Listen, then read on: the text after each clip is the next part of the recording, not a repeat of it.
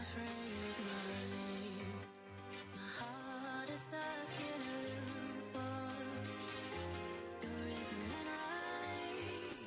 I tried to replace you with something new, but my body tries heartbreak along the ground, dancing about the idea of you, whilst you decide.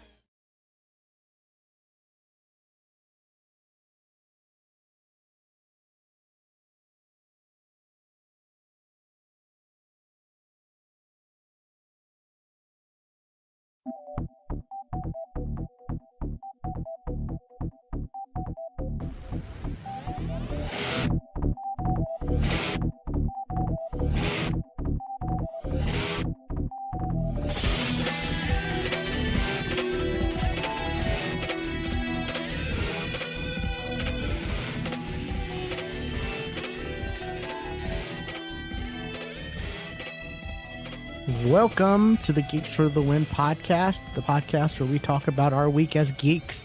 I'm your host, William, and I'm joined with my co-host, Stuart. Known across the internet as Casual Terror. We're back. We are. I just lost track of time last week.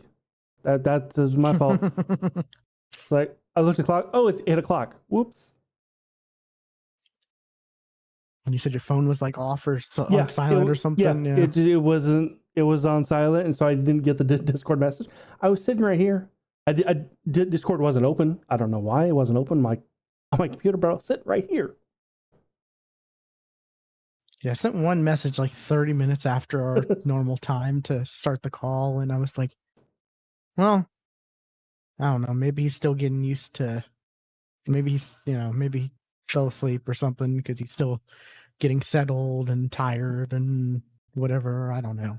Like, nope, I was sitting right here, messing with D&D stuff actually, and I just completely lost track of time. Yeah, I can relate.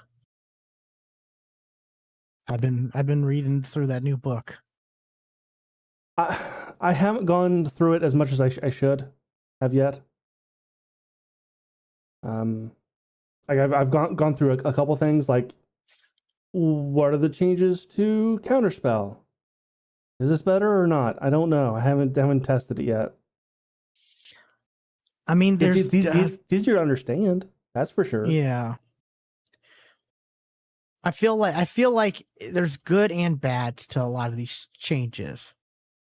Like I can see arguments for both sides to some of these changes, like Counterspell, Mm-hmm.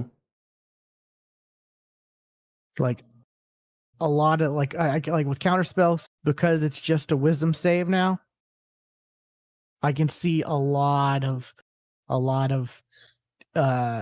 like bad guy enemies making their saves to like play your counter spells and kind of hurting that, like, oh shit, heroic moment of counter spelling. Like, I saw what was it? I forget which YouTuber, some D&D YouTuber talking about the changes, and when they brought Counterspell up, they were talking about how like the crescendo to campaign 1 of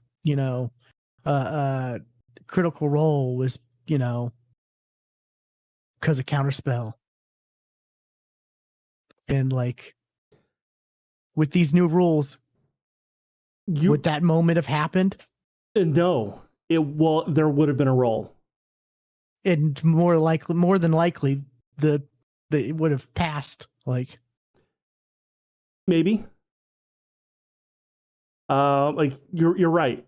That particular moment would not have happened the way it did, because there is no point to upcasting Counterspell anymore, unless you need that to use that spell slot. Well, yeah, and also like big baddies have like legendary resistance. Or right? Mm-hmm. Or what is that what it's called? Like when they can just like, oh yeah, I'm just gonna, even though I rolled badly, I'm gonna just use a legendary resistance. Yep.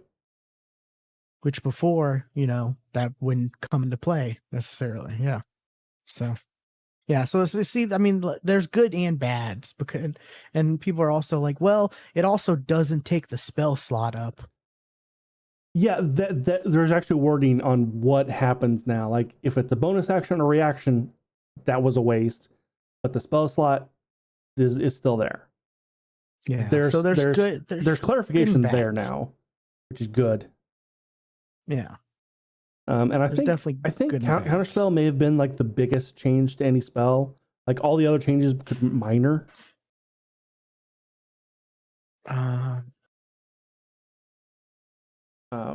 Because I honestly that's the one I keep hearing about is Counterspell. And I just haven't like side by side, like, okay, there's this spell, here's this spell, here's this spell, here's this spell. Animate objects. That was a big change. Animate objects. I abused the hell out of that in my other game. That spell. Well, you get a stat block for the animated object. I can guarantee you that wasn't there before. Well, no, there were stat blocks for like small, because you could have like you could have like so many small objects animated that had like health. You know, they had less health. You know, and there was a way to like. Okay, this I used the hell out of that spell before.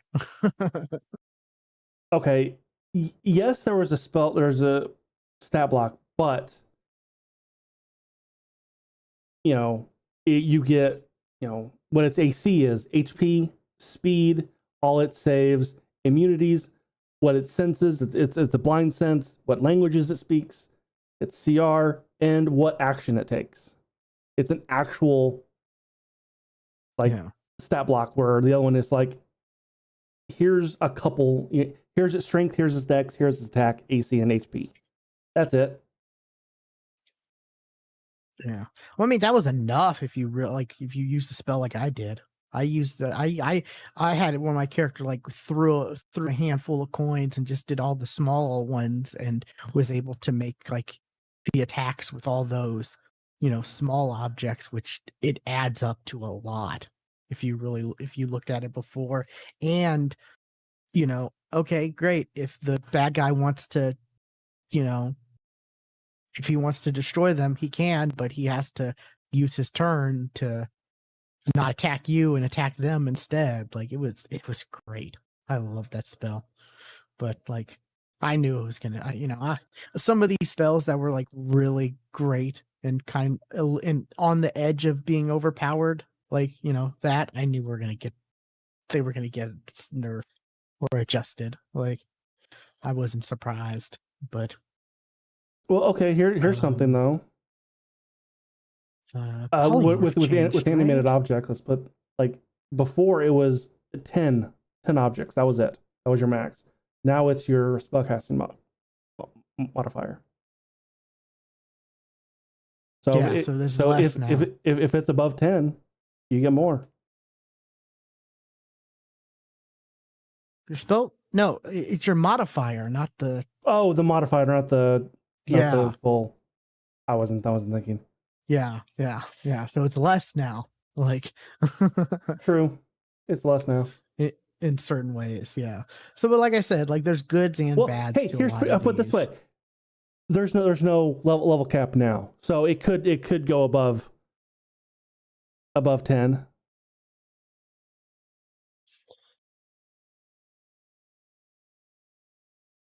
I mean, a lot of I guess. There's no level cap. You can keep getting. But like with ability feats, you still can't increase past 20. Yes, you can. It says in the rules. That's a feat. What do you mean? Is like that was something that was even said in one of the videos. That was like, if the ability feat. I'm trying to think. I swear I read when I was reading through it. It said something like, forgot. Pull up my phone. I have it on my phone, I think. Where does it talk about going above? Okay, 2020. Because I'm pretty darn sure what's his face said you can, because there's even like rules for your oh, he also said something else. Scores being 30. Like that's in the book. I know it is. Feats. Feats.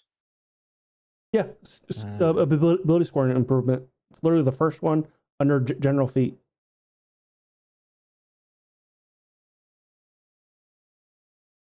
This feat can increase an ability score above 20. Yeah, ignore that.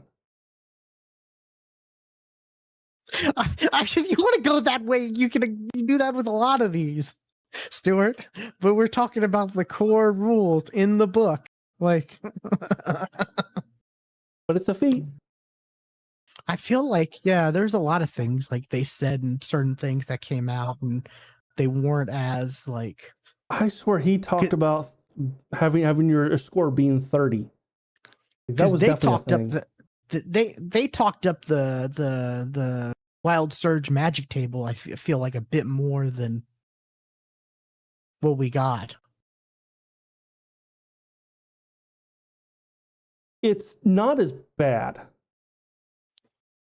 Oh, I don't think it's bad. I just mean like they were talking about how like the way they were talking about how you roll stuff and then be able to, there's so many options on to re-roll other things, and it's like, well, yeah, but that's only like, oh, you got this, so now basically what damage type are you going to do? You have to re-roll to, like, they made it seem like there were going to be like mini wild magic surge like tables in certain options, like. Okay. So far I'm enjoying, or so far I like what we've gotten for the most part. Okay, it's the epic boon feats. That's where you get to up to a maximum of 30. But that's Stuart. That's also going past. You're just talking about going past level 20. Like, how many? Like, yeah, that doesn't happen a lot. Well, like even us, we only got to what, 15? 15, yeah.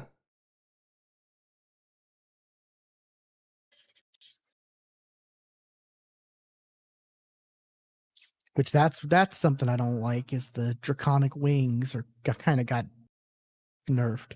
Oh, I didn't even look at that. Yeah, now it's like something you can do for, like, there's a time behind it. Like, you can't just like pop them out or have, like. Let me pull it up.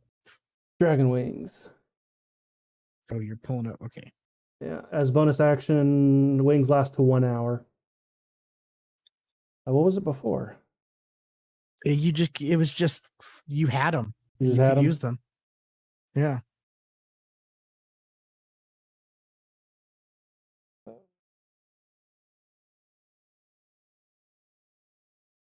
Yeah, there was no time.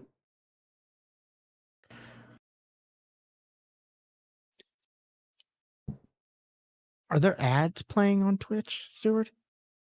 Yes. Okay, I'm seeing. I saw the thing, and I saw that during the like. Yeah, you intro can't song. you can't turn ads off on Twitch. Wow. Crazy. Yeah, I have a little thing that just says, "Hey, there's an ad playing now." Can you, or do you have to be a partner to like push them? I can. Okay, because I know some people do that. Like, they push the ads. They push a certain amount of ads so that it forces it to That's not how that works. It doesn't work that way anymore. No, okay. It did before. It's the number of ads you play within an hour. Like determines how like the length between them. Yeah, but I'm saying like people would like they would push like a bunch at like say the beginning of their stream. No, in order to. Okay. Nope. Anyways, yeah, that's pretty frequent. That's annoying. It's every 30 minutes. God, has it been 30 minutes since we started the intro? Well, since I started the stream. Oh, because I remember seeing it during when the intro music was playing. It had said the ad. Oh, 3 of 3. The stream has been going on for 30 minutes. Okay, wow. And I have one play right when I start the stream. Gotcha. Wow, that's kind of annoying, Twitch. Yeah, there was actually an ad during the intro. I don't know why that was there. Oh, okay. Yeah, it shouldn't have been there. I saw that too. I'm like, that shouldn't be there because there's an ad in 15 minutes.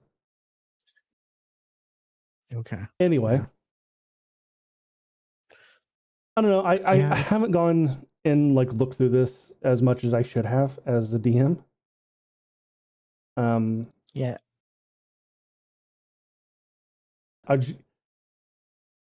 How my DM style is whatever my players pick their class, that's the class I learn.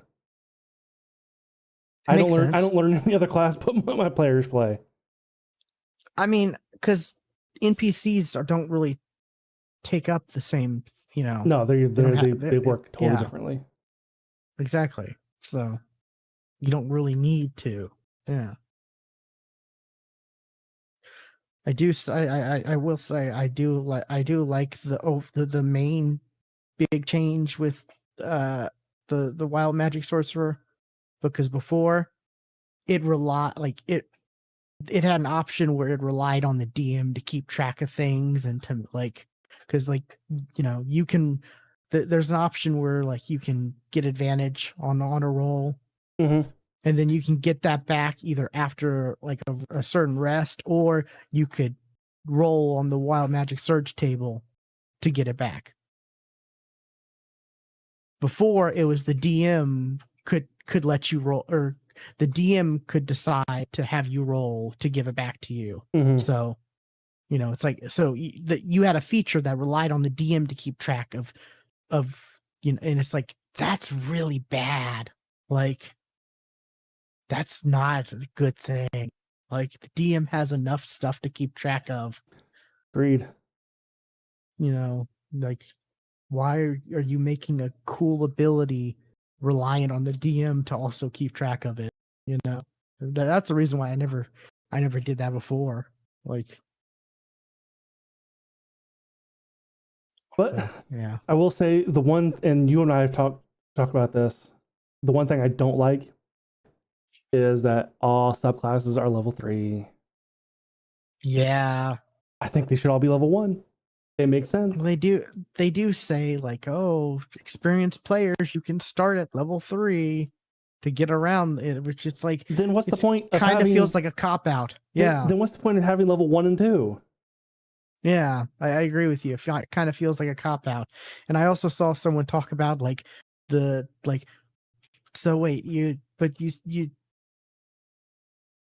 you're technically a warlock at level 1, but you don't know what patron you have, or you do know, or you do have and you technically do have a patron at level 1, but you don't pick it yet, or you don't know, or how to it's really messy when you think about that. That particular example, Warlock's quest for knowledge lies in the hidden fabrics of the universe. They often there's something about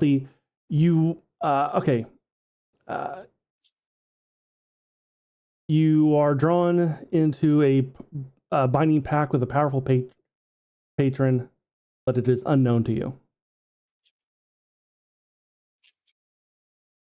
So yeah, that kind of feels messy. It does. what they're imagining is like level 1 and 2 warlocks are like they make a pact with some shadowy, unknown creature to them, and then they hit level 3 and ta-da! Yeah, I feel like a lot of these changes that are like this that feel messy is like it makes sense to them in their minds and on paper, but like in practice, when you actually get down to it, it's just messy. Like A paladin, like you were training your whole your whole thing, your oath or whatever. That's you build your life around your oath, except at the beginning when you don't know what your oath is. A sorcerer, but you're born with it, right? You just don't know where it comes from, or what type of magic you have. You hit level 3 and all of a sudden wild shit just started happening for no reason, right? Like that takes away so much from like possible backstories of like, I've always had magic happening around me, and like stuff like that I could see being kind of cool to throw into backstories, but it's like that doesn't really work with, unless you start at level 3, I guess. Then you could just it's weird.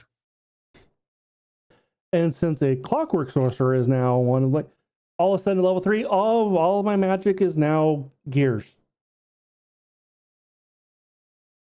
Yeah.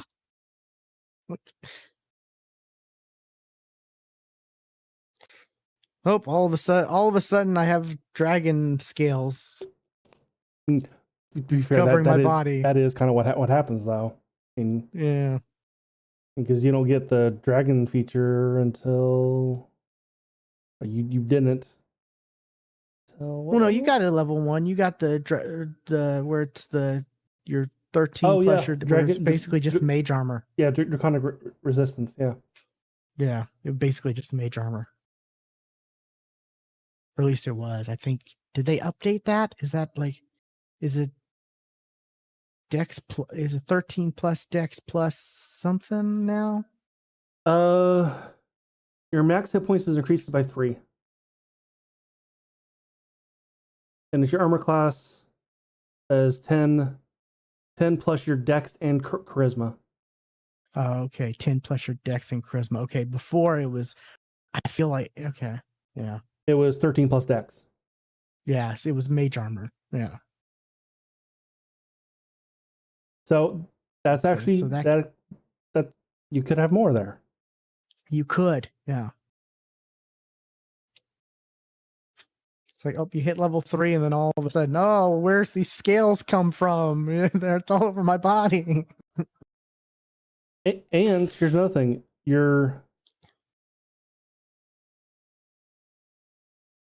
instead of gaining 1 extra hit point every level. Oh, here's what they did. At level 3, you get 3 at level 3, and then one after that. There's one after. Yeah. Yeah, you thought I had to reread that again myself, yeah, because I was like, wait, what? And then, yeah, and then it clicked the second time I read through it. Yeah. That's just that'd be crazy if you got 3 every level. Shit. No more squishy sorcerer. Nope.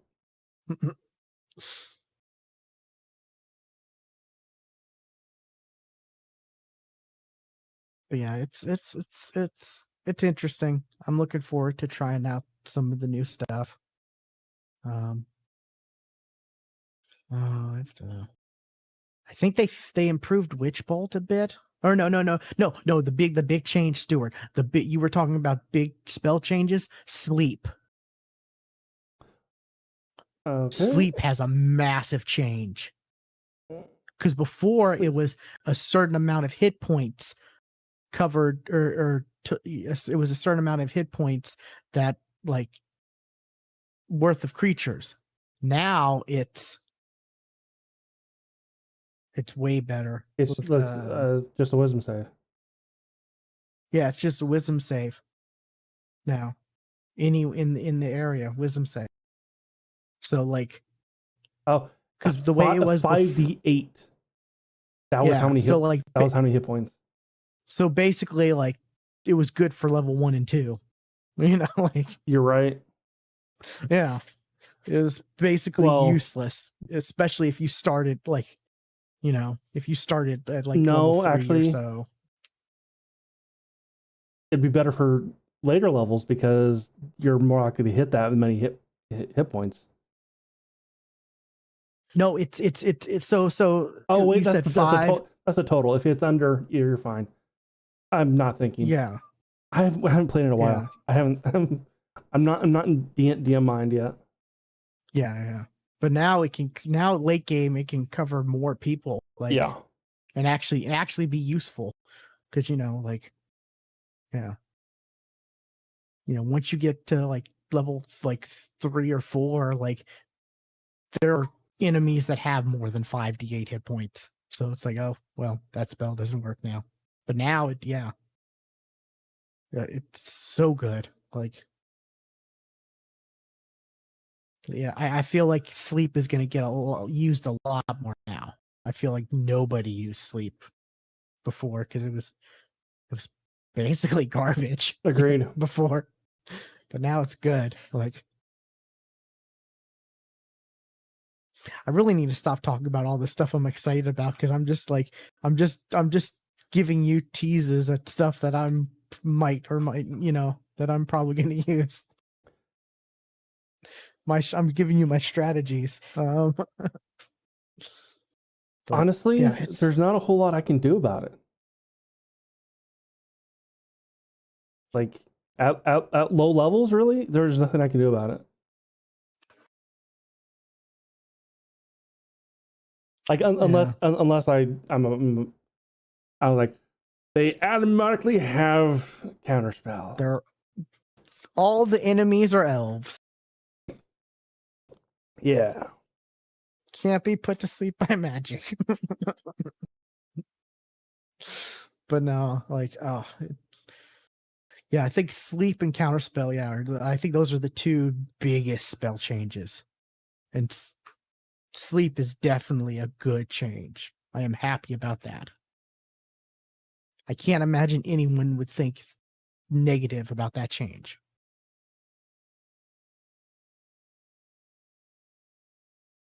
One thing I do know, that probably paladins probably aren't happy with the change to smite. Oh yeah, because it can be counterspelled now. Yeah, and it can absolutely only be used once per turn. Yeah, instead of every single attack. Is it once per? Would it still be able to work with like was it sneak attack? Did where you could use it on your reaction, or is it once per round or once per?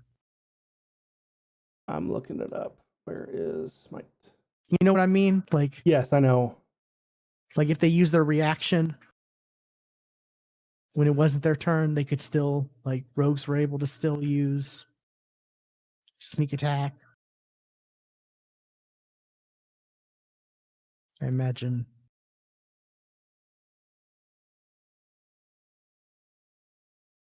Yeah, there's a lot of interesting changes. It is literally it is a bonus action spell. Oh, so they can't even okay. So yeah, if they use their reaction to attack, they wouldn't be able to use it. That sucks.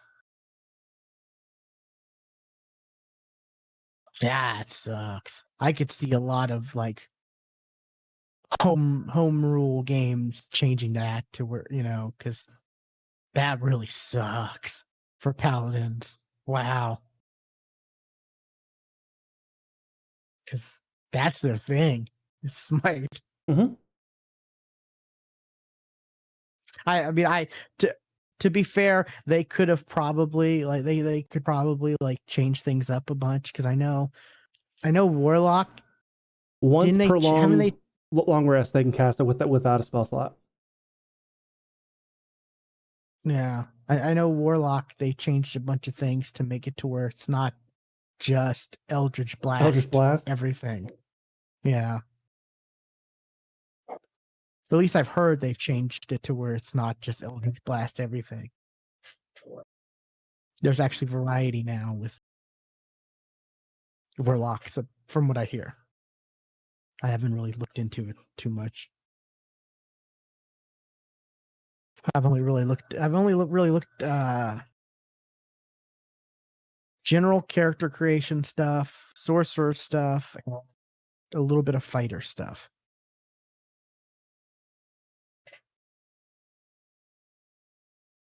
So, and of course spells.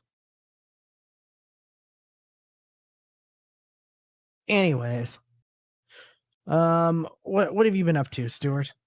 What have I been up to? Wrap up D&D talk. Actually, that was actually a thing that was on my list that I wasn't sure I was going to talk about. So okay, cool. I finally watched a Marvel movie that I had yet to watch. Ah. Shit. I finally watched The Marvels. Because I hadn't seen it for whatever reason. Just never saw it. I never saw it when it came out. Yeah, same. Up until not a month or so ago. Yeah, that was when I first saw it. And I'm trying to think back like when it came out. Like, I don't remember if people were talking shit about it or just not talking about it at all. I want to say it was more like they weren't talking about it. Yeah, it's kind of what I feel like. Because I don't remember anything about it.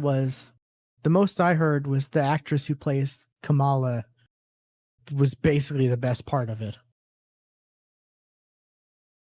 Yeah, I think Brie Larson was fine.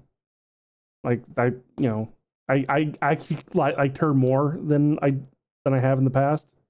Because like you actually got to see a human side to her. You didn't in Miss Marvel. And you also got to see like glimpses of her other adventures she was on in this one. Yeah. But I thought it was good. What you think of the planet that's their language is song? That sucks. Like that was like, this is kind of goofy, but I get it. So like as long as I can sing, you can understand me. So if I sing in Spanish versus singing in Japanese, you could still understand. Like what? I didn't think about that far. I was like, well, yeah, what if you're tone deaf? You know, is it considered a speech impediment? Huh. Yeah, that's interesting. You know, what if you can't sing? Like, what if your singing voice just sucks?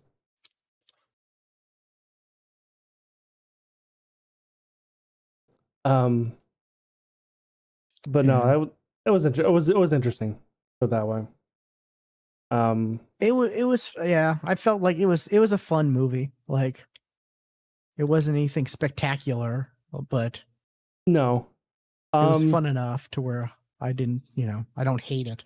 The end credits, though, that's the thing that made me go, "Oh, I want more of that." Because with the end credits, what's her name? Spectrum? Is that her name? Monica Rambeau. Yeah. Whatever her, I forget what her code name is. She goes by so many names in the comic world. Yeah, I don't forget which one she is in this one. And I'm pretty sure they named them all when they were trying to come up with her name. When she got stuck in the other universe and then wakes up and it's Beast, like Kelsey Grammer. Kelsey Grammer Beast. I'm like, I want more of that. Like, I'm curious. I'm curious what's going on there.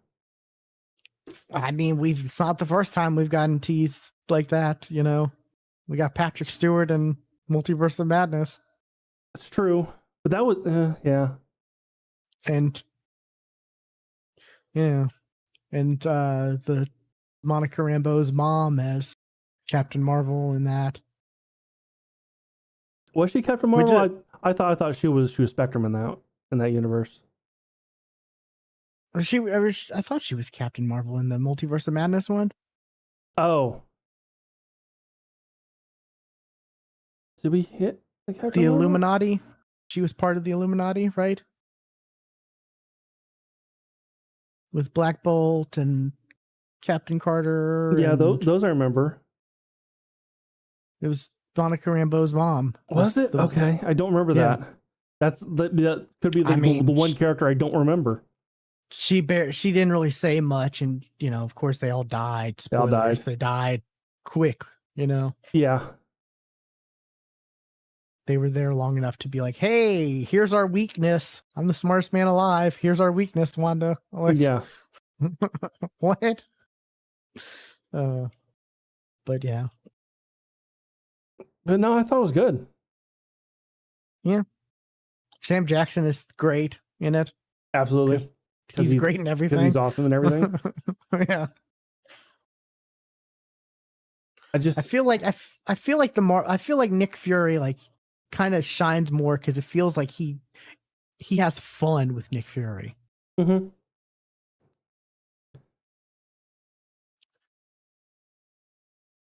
The whole cats thing was kind of weird, where they were like, "Hey, let the cats eat you." What?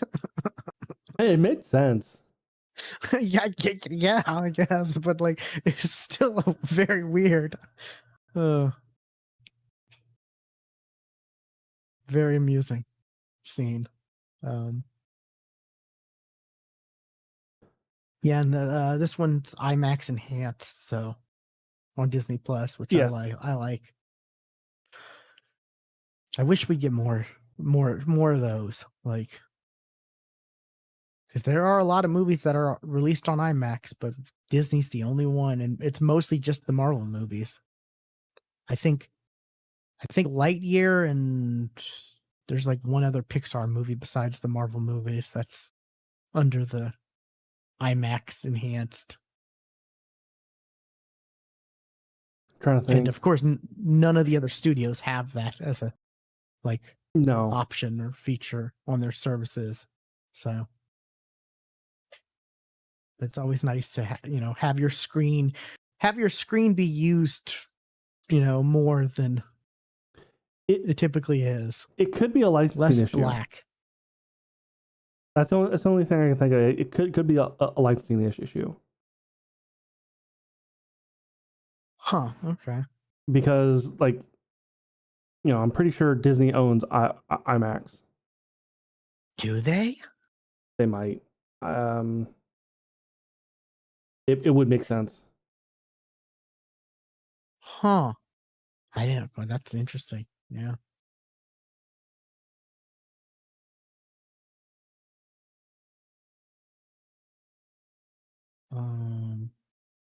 I will say, I feel like the overall villain though was kind of just a throwaway in the Marvels.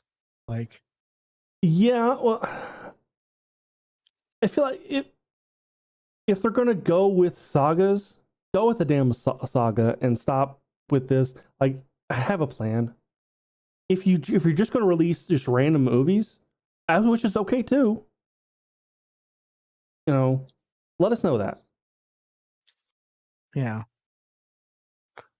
Like, yeah, I'm with you. I'm okay. I'm okay with especially once this reboot happens, like soft reboot or whatever after Secret Wars, because that's gonna soft reboot everything. Yep. It's gonna lead to recasting some of the characters as a younger, actor, so that they can, lock them up in contracts for longer, because that's the Marvel way. But yeah, it's fine if you just have standalone movies. Standalone movies are great. Yeah. You know. And with standalone movies, it's easier to get the one-off characters like Moon Knight. Because I think Moon Knight needs to have more than we've gotten from him so far. And there's not been a peep. Not even like somebody talk about a rumor of a mummy walking around. Nothing. Yeah. I mean, at least Moon Knight got something. Look at the look at Mahershala Ali's Blade. That the rumor is that's getting canceled. Yeah, because it's just been through so much like developmental hell, and with, which that's fine too. If a movie goes through what you just developmental said, hell. What you just said, I can't say it for some reason. It's okay to cancel it. Like video games too. If it goes through hell like that, cancel the damn thing. We were talking about Skull and Bones before the show. That should have been canceled years ago. Yeah. I mean, yeah. Look at Discovery. They're not afraid to cancel things even if they're fully finished. It's true. I still hope we can see Batgirl one day. Like, it'll be illegal, but yeah. Just because I don't want to see Brendan Fraser as Firefly. Like, yeah. Because I've seen interviews of him talking about it, and he seems very passionate about him in that movie, playing that character. He really liked it.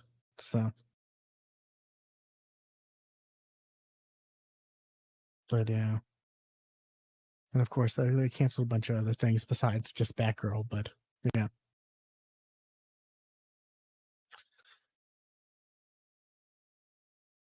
Something like Batgirl gets canceled, but yet we get stuff like Madam Web and Morbius, and we're getting Craven and oh God, I've not heard anything. I've not seen anything about Craven ever since that trailer dropped. Oh, it's coming December, I think. That still says 2024. December 13th. Yeah. So nothing says Christmas like Craven the Hunter. Go see that and that Santa movie. I want to see that one. The big Red Alert or red one. Red something? Yeah. Red one. Yeah. The Rock and Chris Evans buddy team up movie. Yeah. Yeah. Yeah. I'm down for that. To save I can't think of names today. Damn it. J.K. Simmons. J.K. Simmons. Yes. Yeah. See, I got you. It's like I told you. I've been kind of like it's been a day. Like I just was not like I worked it out. I was like, I don't want to be here. I don't want to be here. Do. And I felt like I did nothing today at work.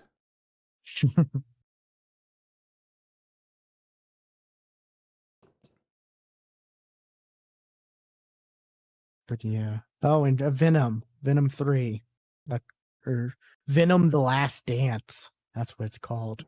It's gonna be Venom: The Last Movie. Like, really? That's the best name you could come up with? Like, I mean, I get the reference, but like, do you think? I'm sure not that many people get the reference, right? I'm not sure I get the reference. With the Michael Jordan.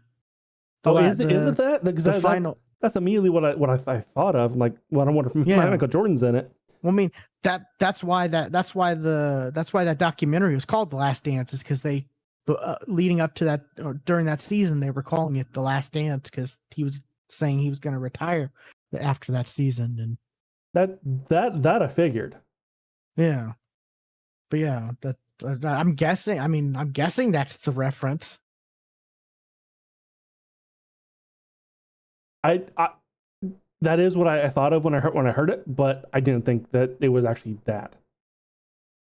I mean, if you're not referencing, if you're naming it that and you're not referencing that, then what are you doing?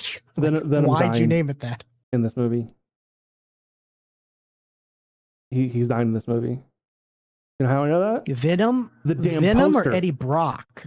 Either one. The damn poster tells me one of them is dying because it has "till death do they part." Yeah. See.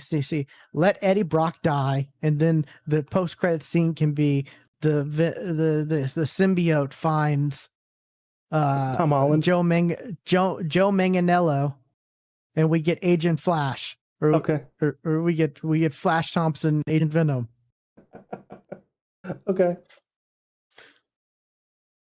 God, wouldn't that be awesome if we ever got that? Like, and he fights Toby McGuire Spider-Man.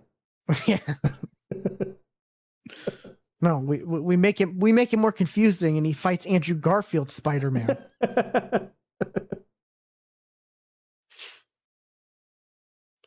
But, actually, Toby McGuire already had his Venom. That's what I'm saying. Yeah. It's understandable that you blocked that out of your memory. Well, it was even brought up in the No Way Home. Yeah. Yes, he fought. Yeah, it was Red Foreman, Venom. Eric Foreman. Yeah, sorry. Yeah. Eric Foreman. Character names I can get. Actor names, no, I cannot. Yeah. But yeah, boy. The Marvels, not bad. Yeah, not bad. I thought it was fun. Yeah. What about you? What do you got? You said it's not a video. I finished the first book of He Who Fights with Monsters. Oh yeah, awesome. If I remember right, the first book kind of ends. Yeah.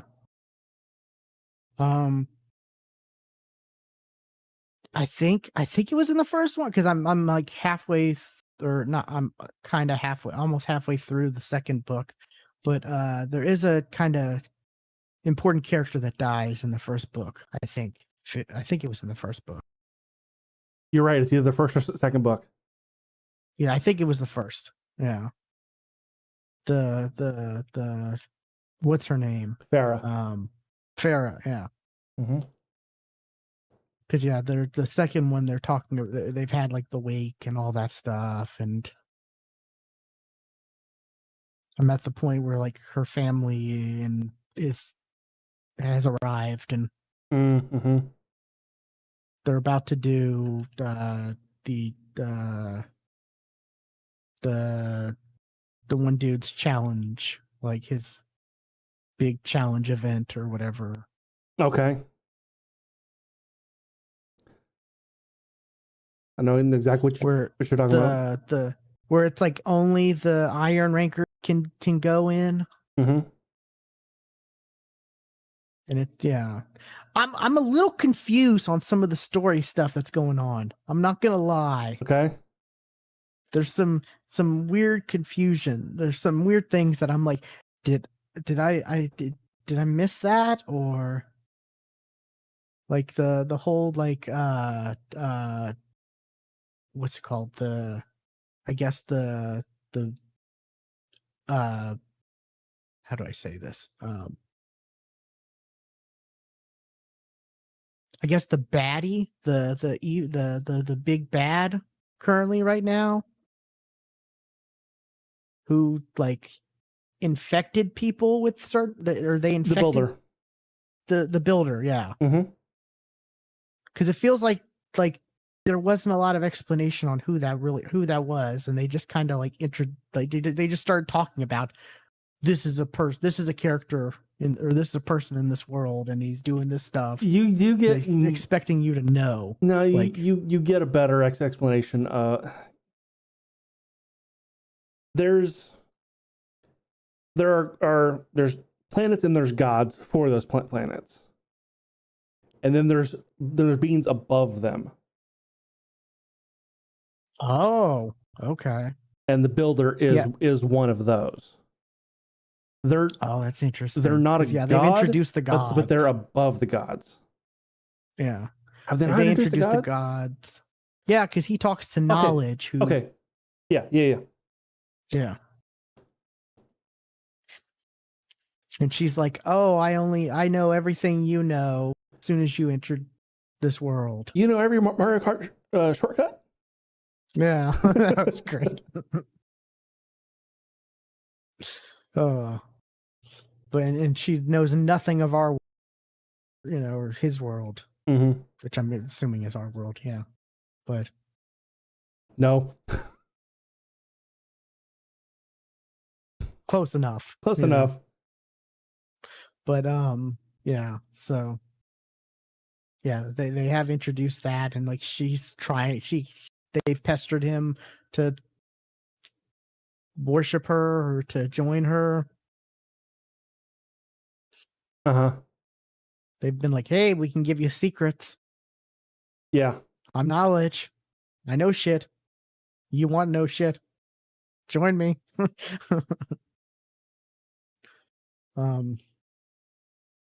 I love all the references, like the references to Earth, pop culture, and stuff like that, and just the simplest things that we were like, yeah, that's okay, but they're just like dumbfounded by certain things he says. Right, like the whole concept of science and stuff. Like, yeah, Knowledge prevents him from explaining gravity. Because he doesn't know enough. That's why. He can't explain it well enough. That's why. Yeah.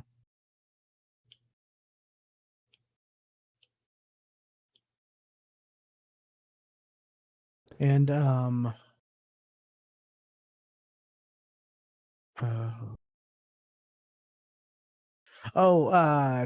there's no horses. Horses don't exist in that world. Right, they're the two-headed lizard things, right? Things, yeah. Yeah. Just simple things like that. He'll like mention like a horse, and they're like, "What's that? What are you talking about?" And of course, he'll go off on this long thing, but Seabiscuit and all these references that nobody gets, but he doesn't. The best was when he was told to go full Jason on the father on father.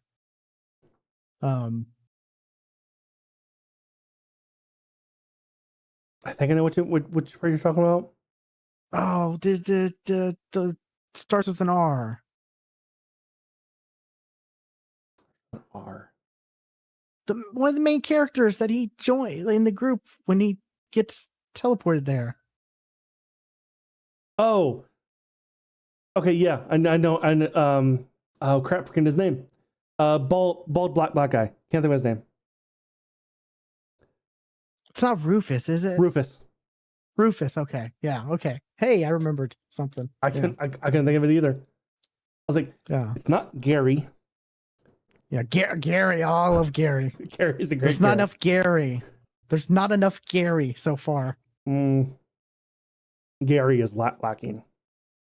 Gary is so good. There is a scene in one of the more recent books for me. I cried, and it was a Gary scene. I was driving, and a tear went down. Like, oh wow! Like, holy shit, this is getting to me. Yeah, Gary is like one of my favorite characters. I love every time Gary's around. Yeah. I'm just like, oh, this is so good. But yeah, yeah, it was Rufus's father that he was told to go full Jason. Full Jason. Yeah. And he's like, oh, and he starts talking about like pottery and like they don't want you to know that it's not about vases, it's about something else. And meanwhile his father's just like, I'm so confused, I have no idea what's going on, right? It's just like, yeah, it's so random. Jason is the best example of max charisma, of a max charisma character, because that's what he's got. Oh yeah, he can just and the writing's impressive because Jason is so complex, because like and as it goes along, you see more complexity behind him. Like was it Sophia, his nubile slave girl or whatever? Yeah. Like, you know, he'll say stuff like that and be all, but then there'll be like moments with them where, you know, he's just talking to her and, you know, she's starting to get to know him, and we're also getting to know him well, and, you know, through her getting to know him. Like when they were trying to get baited, or they were trying to bait the, I guess, the builders people, or I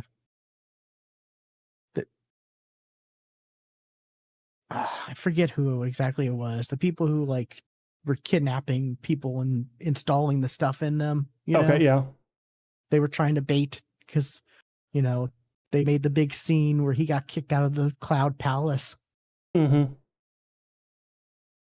But you know, he was with Sophia, and they were having it during that time where they were waiting. They were having a conversation and stuff like that, and you know, he was talking about how, and you know, basically, he lets people know, like, I'm not this stupid as I appear.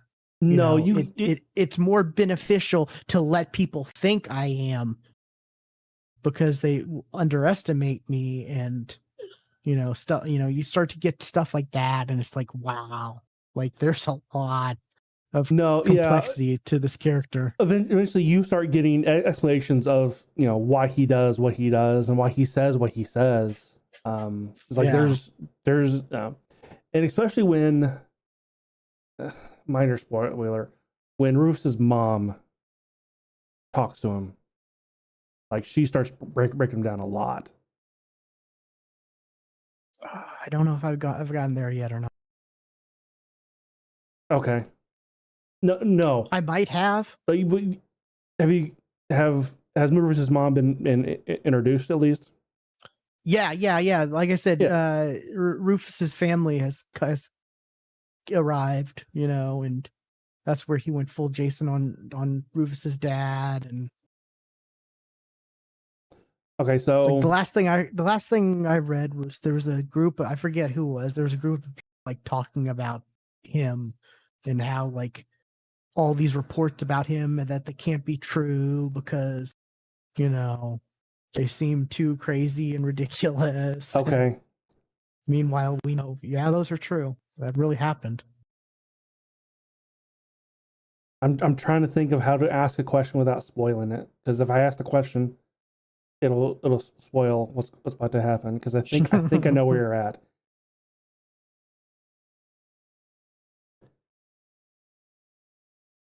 Yeah, right after they had like the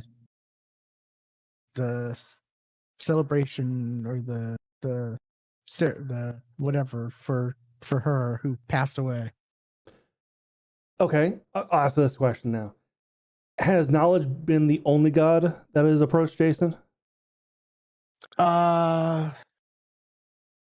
Technically no, because there was one other god before knowledge. Okay. Because knowledge also whispers, like, she whispers, I wanted to be your first. Because he was approached by someone else, like, kind of earlier on. Yeah. Okay. Then I know kind of where you're at.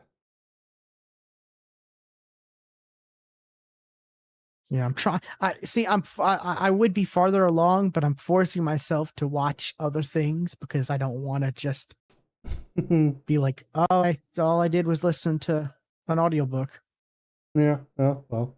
That makes a bad show. But yeah, like I said, I'm halfway through book 2.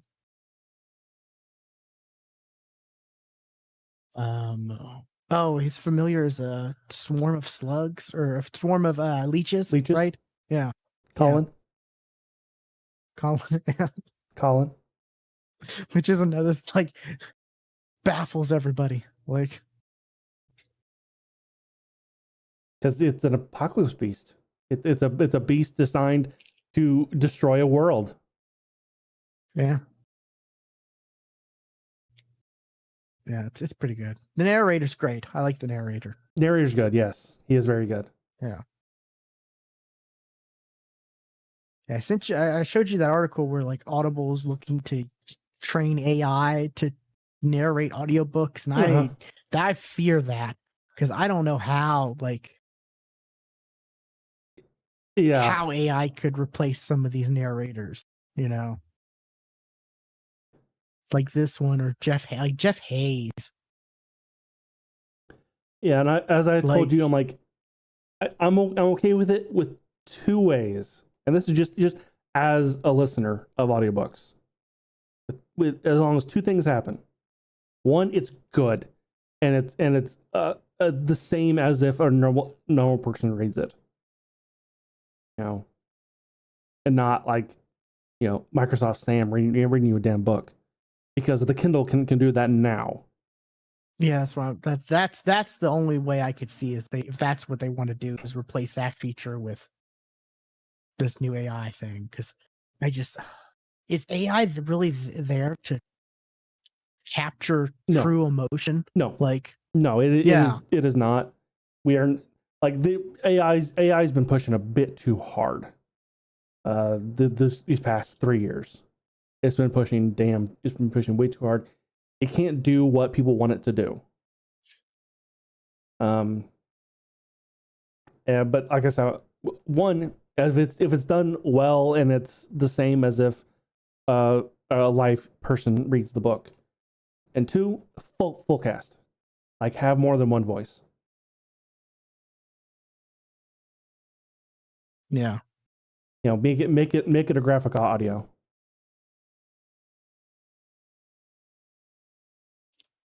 Yeah. And like I said, I don't know. That's just coming from a consumer point of view.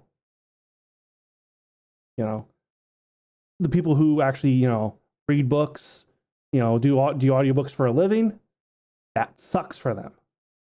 Well, I don't know if you actually read it, but the article, but it did say that like the voice actors who are going to be training the AI, anytime those models are used, they will be compensated. But would it be the same as if they read it? Probably not. It can't be, because otherwise, what's the point? Probably not on a per book basis, but if they can crank them out like they want to, it might end up resulting in more money for those particular voice actors. But then you don't get anybody new. Exactly. Coming in though. Like you won't get another Jeff Hayes. You won't get I'm trying to think of there was another. See, Jeff Hayes is the main one I'm thinking of because like not just Dungeon Crawler Carl, but he's also the voice of the Mimic in the Mimic and Me series that I kind of talked to you about, where it's like an adventurer finds a Mimic and the Mimic basically becomes Venom and becomes like fused with him, and and Jeff Hayes voices the Mimic and and it just, I can't imagine, like, because there are some so crazy, like the way he voices the Mimic and the way stuff is just like crazy and hectic and just out there stuff. Like I can't imagine an AI and maybe someday, but not anytime soon, being able to capture that. Yeah, I know. Which I'm so excited. Mimicking Me book 3 comes out later this month. Already have it pre-ordered.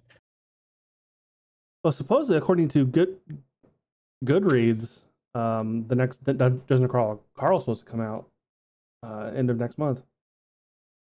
Really? Mm-hmm. Okay, that's great. I want to say October 30th. Let me look it up to make sure. Yeah, I saw there was an announcement that Mimicking Me Part 3, the pre-order is going to be the 10th, and I was like, okay, cool.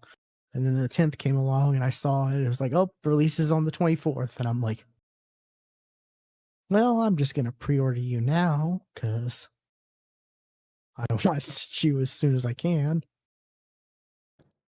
That's such a good series. That needs to be high on your list of next to read or listen to, Stuart. Oh, October 1st. Oh. Now that's according to Goodreads. I don't know anything. Oh, is that just the book and not the audiobook though too? Yeah. Okay. Yeah. Although a book like that though, there might be a chance it'll come out day and day. Yeah. I'm sorry, I'm not gonna read it. I can't. Like, I'm spoiled with Jeff Hayes. Well, what I do, I get them both because I buy them. Because I buy the Kindle version for like $5-7, and then add another $7 to $9 onto that for the audiobook. It's That's good. It's not, there's a lot of times it's under half to get both than just to get the audiobook. Oh, interesting. Like it is a hell of a discount to get them both at the same time.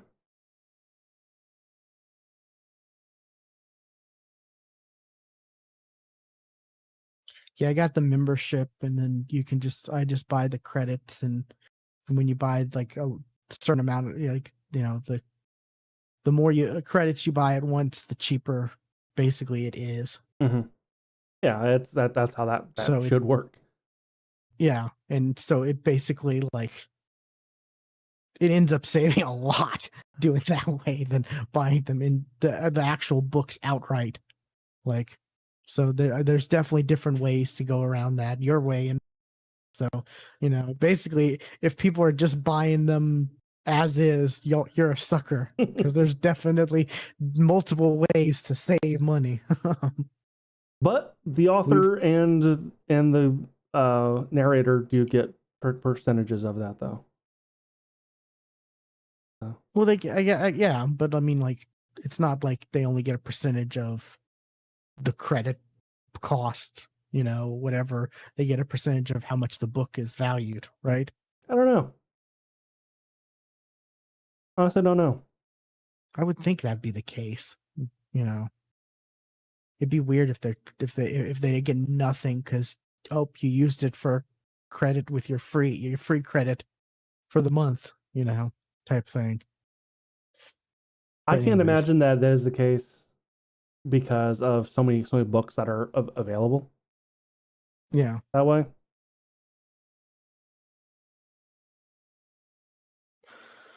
But yeah, like I said, I'm halfway through book 2 and I'm enjoying it. It's good. Yeah, I liked it. There are definitely some ups and downs with the books. Oh yeah. I kind of talked to you about that too. Like not even with the within the book itself, but like there are some books that are like, oh, okay. Because like around like books 1 through 5, I just blew through. 6 to 9 was kind of like I got through it because it wasn't bad, but it was definitely there was a lull there. And then the last 2, 10 and 11 were absolutely amazing. Well, that's good.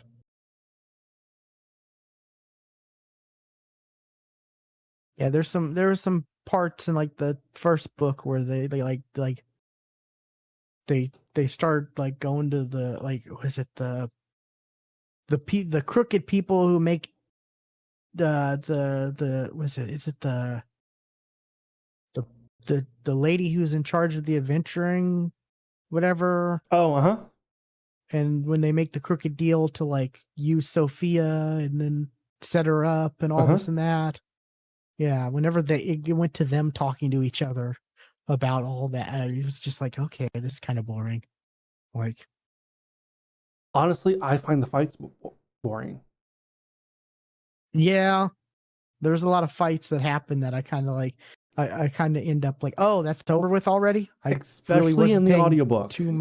Like the audiobook, because like it'll go into descriptions of the attacks a lot.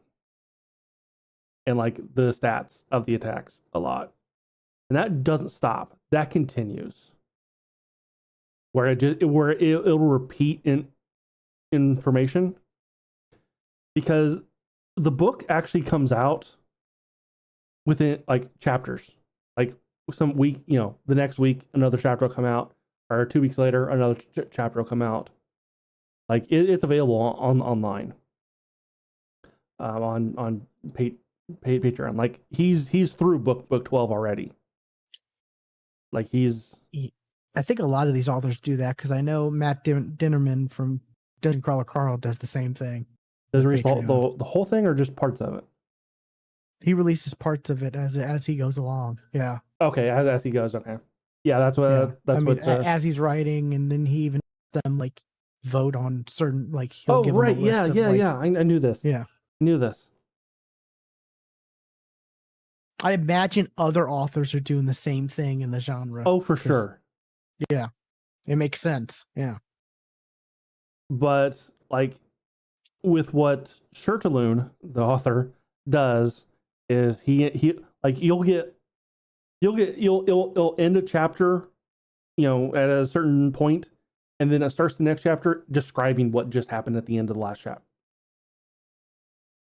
chapter. Yeah. So I was like,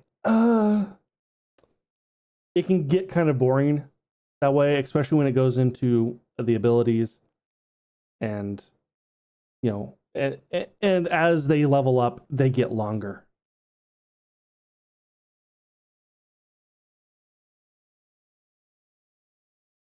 And eventually, when Jason officially forms a party, spoiler, everybody gets... Oh, he has a party.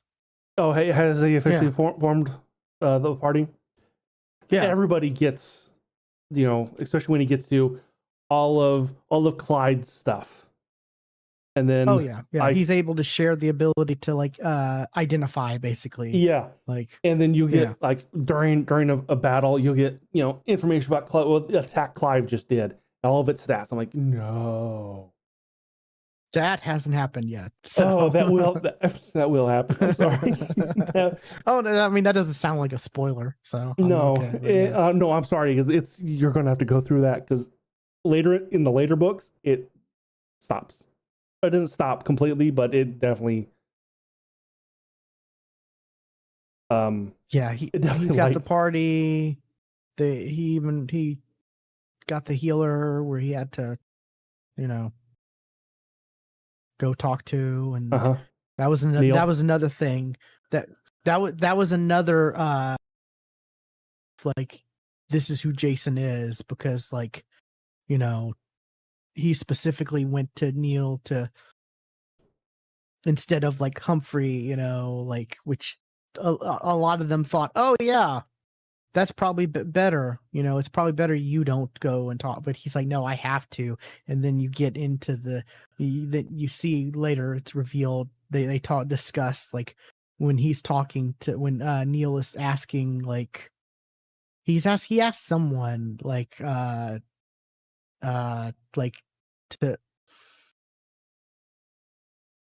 he asked the mom of what's her name that he like hooked up with for a little bit, and the other Mercer dude who's a jerk. Yeah. Neil goes and asks the mom, like, like what do you think of Neil when he's deciding like should I join their group or not? He has a conversation with the mom, and they go into like the thought process of why Jason decided to approach him himself and all this and that, and it's more of the whole like Jason's not just charismatic, he's very cunning, and he's playing chess when other people are playing checkers, type of thing. He is very that. Yeah, it's good. I will say, enjoying it. The banter between Neil and Jason have always been my favorite stuff. Oh, okay. I'm looking forward to that then, because it's just there hasn't been a lot of that yet. Yeah. Yeah, that's some of my favorite stuff.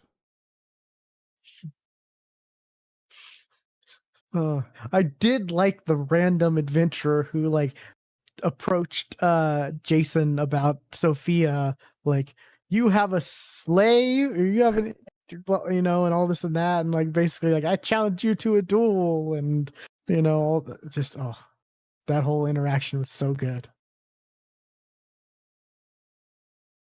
It's not his last duel. Let's put it that way.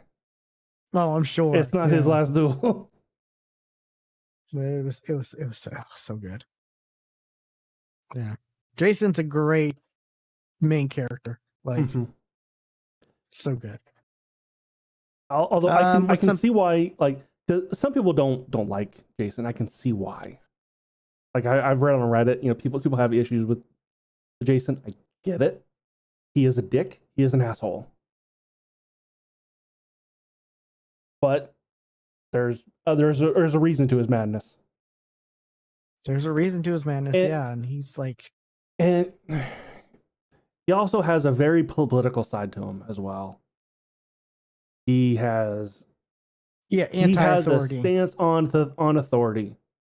Yeah, anti-authority. Yeah, almost to a fault. Yeah, especially later. I want to say something. I want to say, but I'm not going to. I mean, you also find out like some stuff about his past, like the love of his life left him for his brother. Like, oh my God, like, wow. Yep. That's harsh. Yep. And the fact that he's the fact that he's striving as well as he is in the new world, trusting people, and he's not like he's trusting as many people as he is, and just like it's impressive. Like the writing is great because the character of Jason is so complex, and like I'm just on book 2, and it feels like the more it's going along, the more you're seeing the different layers of him being revealed. He's like an ogre. Yeah. Many layers. Yeah. Alrighty. What's something you got? Well, let's stick with books. Because I jumped off lit RPGs for the moment. Oh. And I went back to Brandon Sanderson Cosmere. Because right now, my TikTok is full of people reading The Way of Kings or anything of the Stormlight Archives, because the 5th book is coming out in December. And because the books are fucking thick, can't really see them, and like they're sitting behind me. They're one of these stacks. They're like wow. This thick. They're huge. They're, you're talking about like 1,300 pages. You start reading those books now, and by the time you finish the series, it'll be the new book comes out. Well, so that's when my TikTok has been just full of people doing their reviews of, I just finished part 1 of The Way of Kings. Here's my thoughts. So it made me want to go back and not only reread the books, but there was a book that came out kind of around this time last year, of his 4 books that he accidentally wrote during COVID, that I didn't read. I believe, yeah, that's what he says. He accidentally wrote them. I hadn't read The Sunlit Man, and I finished it in like 3 days. Like it was good. It was very good. Wow. I liked it. And it is, I don't know if I would it is not a standalone book. Like all of his other books, Trust of the Emerald Sea, Warbreaker, the Mistborn stuff, you can read those without having to know anything about any of the other books. They're all starting places. Sunlit Man is not a starting place. That is a side story of the Stormlight Archives. Because I thought it was a standalone book like the other 2 from the secret projects. It is not. It is definitely part of the Stormlight Archives. And from what I've read online, it actually takes place after the 5th book. So I'm like, well, that's confusing. Because there definitely was something about, because like the main character in the Sunlit Man basically, is a kind of a tertiary character in the Stormlight Archives. Like he's not even a secondary. He's just a guy that's there. He's just a dude that's around, and he kind of breaks off and does his own thing elsewhere. This is what happens after the elsewhere, which is confusing. I'm trying to say stuff without spoiling it to people who haven't read it. I know you probably will never read it. Because like the audiobooks are like, they're like, you're talking about 40 hours of audiobook. Wow. Yeah. Like it took me a month each to get through a book. Wow. I do eventually want to go through the Mistborn series though.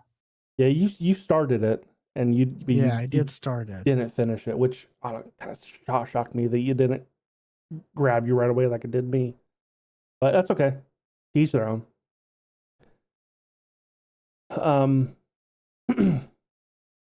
And like I said, I finished that book in 3 days, and I've started my listen to of the Stormlight Archives, which is considered his main series. That's why the books are so thick. They're tied to everything else that's going, in some way that's going on with the other books. And I decided I'm gonna go through the graphic audio way, and instead of listening to Michael Kramer and Kate Redding read it, which they're 2 narrators that are great. I'm listening to the graphic audio. Oh, okay. Which I'm buying them piecemeal, because they have you can buy them all the Stormlight Archives, which they're missing one of the middle books, which is, that's weird, because like there's 1, 2, 2.5, 3, 3.5, 4. They're missing 2.5. Oh, which is Edge Dancer.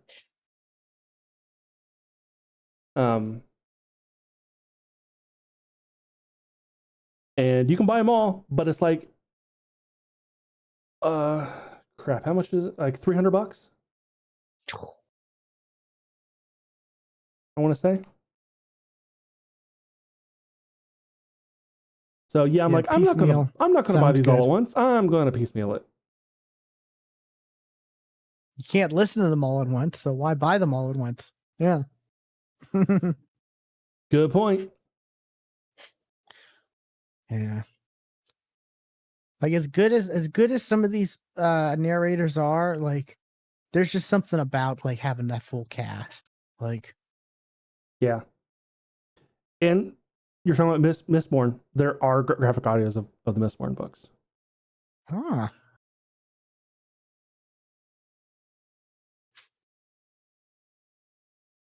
Like there's actually a good chunk of Brandon Sanderson stuff. Interesting.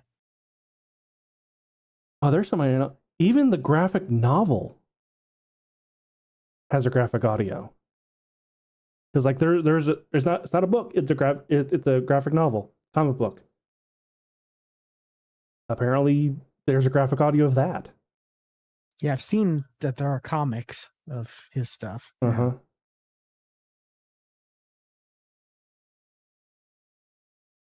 Interesting. Oh, there is a Edge Dancer. That's right here. Oh, they didn't have Dawn Shard, which comes out next month. Okay, that's what it was. I'm talking to myself. Oh, no worries. I love that, and I love that. Hopefully, Sound Booth Theater starts doing more and more of those productions because they have they have those too, like the graphic audio type with the full cast. They're starting to do those, and I did listen to the first Dungeon Crawler Carl done that way, and it was really good. I was telling you stuff while I was at first I was just listening to the free thing, like because you could the first episode's free because they break them down into episodes and they release them like schedule piece they release them on a schedule or whatever.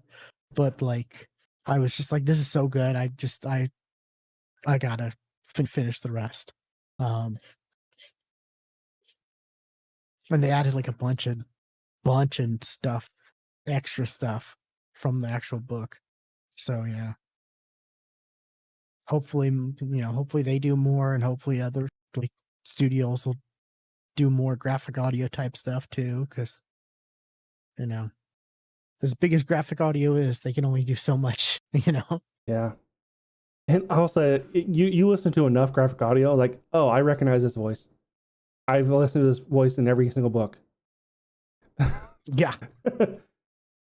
It's a lot like Funimation. Like, oh, I know that voice. That's you.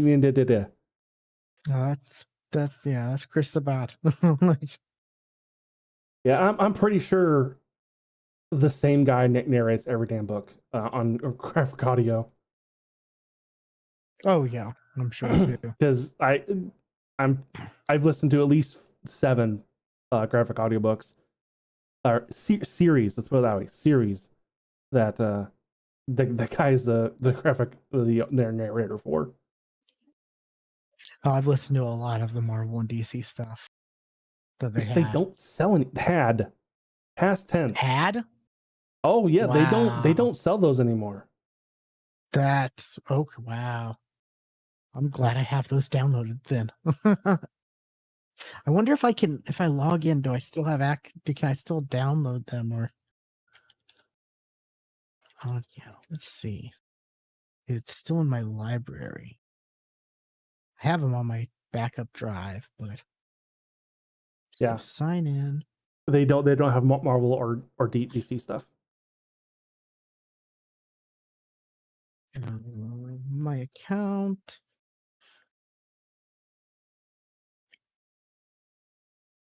My downloadable product. Oh yeah, I can still download them through the website. That's at least cool. But there's a limited amount of downloads. Oh yeah, I see that. Which I've never quite understood. I guess I don't know. was gonna say, I guess, to prevent you from letting other people download them, but you could just give them the Yes. copy you downloaded. Yes. So yeah, that doesn't even. I don't understand. Yeah, I went a little too crazy when I discovered graphic audio, and I have a lot. I've got a good chunk myself. I went crazy, and I also had extra income because this was right after my dad had passed away, and we had his life insurance. So like I wasn't going too crazy, but like I was feeling comfortable on spending money on things, yeah. And I was like, hey, it's graphic audio, it's audiobooks, but better. Yeah, I have 36, which a lot of them are also broken up part 1, 2, and 3. Gotcha. That's crazy. They no longer have. Wow. Yeah, like I have Marvel Civil War. Apparently, I downloaded it 3 times because I have 0 remaining.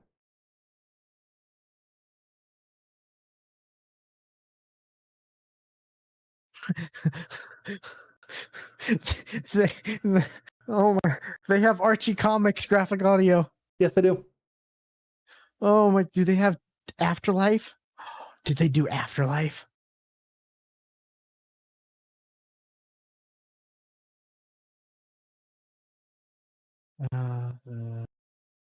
They didn't do Afterlife. Oh, boo!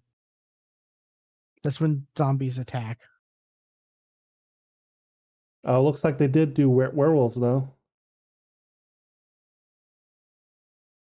Yeah, so that Afterlife is like Jughead's dog gets killed or gets hit by a car and dies, and Jughead brings his dog to Sabrina, and her aunts say, no, you can't. There's too many factors that can go wrong and whatever. And of course she ignores and does it anyways. And that's how the zombie apocalypse starts in that.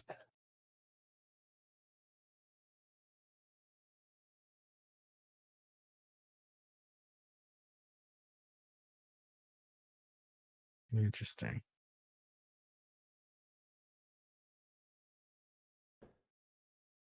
But yeah, I'm going through and rereading the Stormlight Archives books. I'm not halfway through The Way of Kings. And since this is my reread, and since his books are so interconnected, and like you definitely benefit from rereading, because like you get more. Like, oh my god, that's that. I know maybe not who that character is, but I know what they are. Like that's cool. I get that now.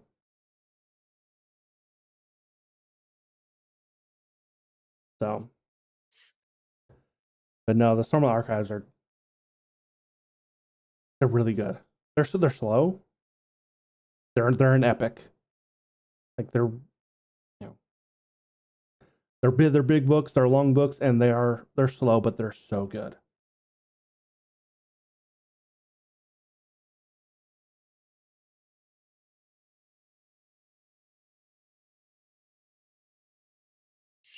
Yeah, I'm really struggling to like not just be listening to an audiobook all the time. Yeah, I get that. Just like it's it's just enjoyable. It's so enjoyable. No, there's a lot of times I come home, I was like, man, I could really just crawl into bed, open my Kindle, play the audio, and just read along, because that's what I do. And that's what I have to fight myself from doing. Like, nope, I gotta do D&D stuff. I've got a lot to do. Yeah, like I'm able to I'm able to do it when I do my work stuff. So I'm listening and enjoying it, all this and that, and I'm getting into it. And then when I'm done with the work stuff, I'm like, oh man, I really want to continue this and see where this goes. I take a walk and so I can continue listening. That way I'm doing something. Yeah, Go take a walk. But there's also, it's like, I'm also paying for Netflix this month. I should probably watch something on that. Like, yeah.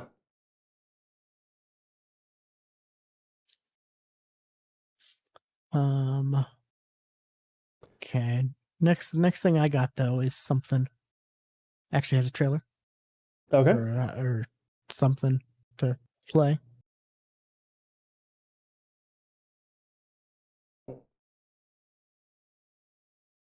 It is the final part 3 of Crisis on Infinite Earths.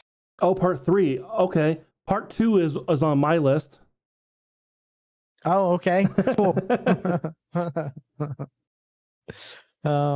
Then did part 3 just come out? Part 3's been out for a while. It wasn't out when I watched part 2. It not on Max. Oh, it's been out on. Yeah, that's what I meant. VOD to Max is like a couple months. Okay. Yeah, I had Amazon credits and I was trying to find something to spend it on before it expired, and was like, oh, okay, I can do this. So I guess since you part 2, what do you think of part 2?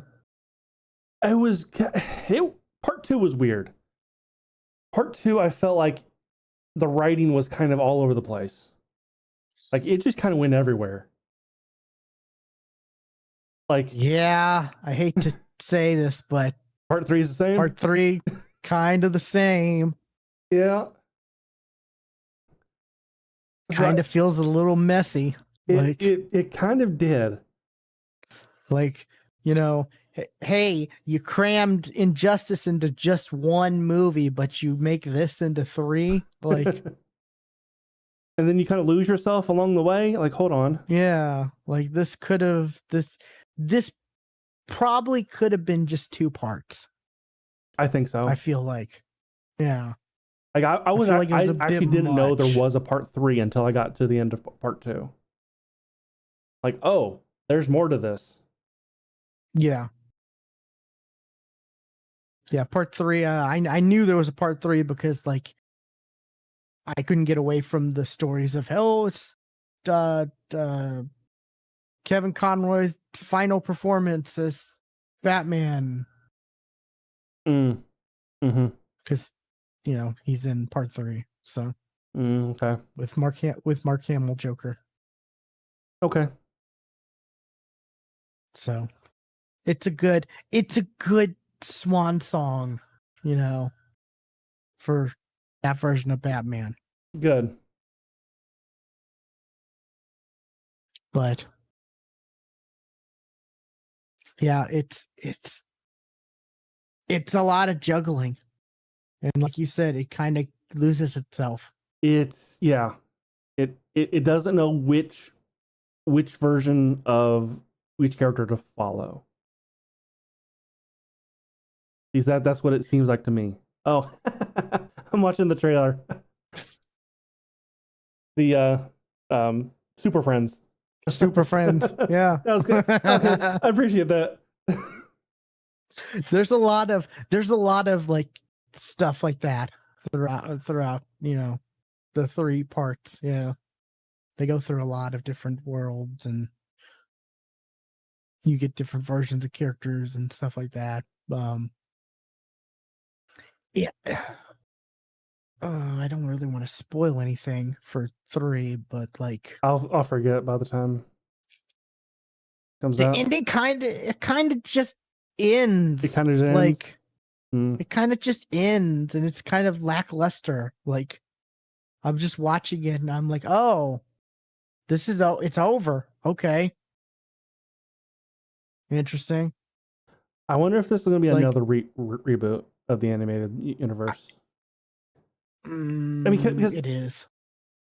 They literally just started the Tomorrowverse. They only have a couple movies. Yeah, well, I mean, they rebooted the Yeah, in the third one. That's what it was. Whether or not it was a complete the animation style is going to be different or not, I don't know, but that did happen in the third one. In the ending is they reboot the universe. Yeah, I'm not surprised because that's how the comic ended. Yeah, that was a reboot then, so I'm expecting it. John Constantine finally shows up more than just creeping around.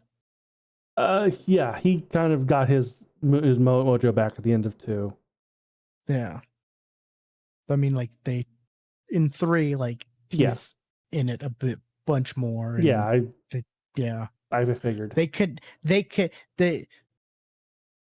I'll say it's connected to the previous universe. Okay. They reference the rebooting from the previous one. Of just Barry Run? Yeah. Because that's what happened. Because everybody was pretty much dead at the end of that universe. And Batman told Barry to run. See, that's what I thought, but apparently, like they or I won't say go into detail, but they there's more to it.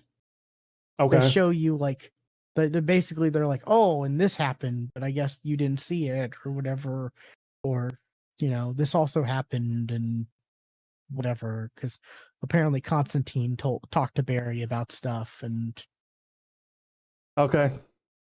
Whatever, and I thought it was Batman too. It was Batman telling Barry to run. Yeah, but apparently not. Like apparently, they retconned it or whatever. I do have to say, I love they had the question, and he's just there. It's such a obscure character that I love that he's in it. Cause like, yeah, I liked the episode. Like there was a Justice League Unlimited episode where it was like the question, and I think Green Arrow, Black Cat, and somebody else. And I remember that was like one of my favorite episodes. Was that Huntress? Because I think him and Huntress had a thing. Probably the Huntress, yeah. Probably that, yeah. And of course, at the time, I had no idea who the hell the question was. Nobody did. But like, yeah. But I love that the question just like he just chimes in out of nowhere, in the crisis, in the 3 crisis, But yeah, it just kind of ends like. Okay. Yeah, the first one was Barry going through the stuff he had to finish building the machine, right? Yes, that was the end of the first. Yeah, okay, yeah. So yeah, the first one definitely, the structure was definitely a lot better on the first one. Like you said, the second one was very loose and sporadic, and same with the third. But voice acting's great. They got a lot of good voice actors. They brought back a lot of people from previous iterations. I think they even brought back the chick from Castle who voiced Wonder Woman in a previous iteration of the DC animated. Okay. You know who I'm talking about? Are you talking about the main chick from Castle? Yeah. Okay. Because for one of the iterations, she was the voice, I think, of Wonder Woman, and I remember seeing her name in the credits. I think it's like Katie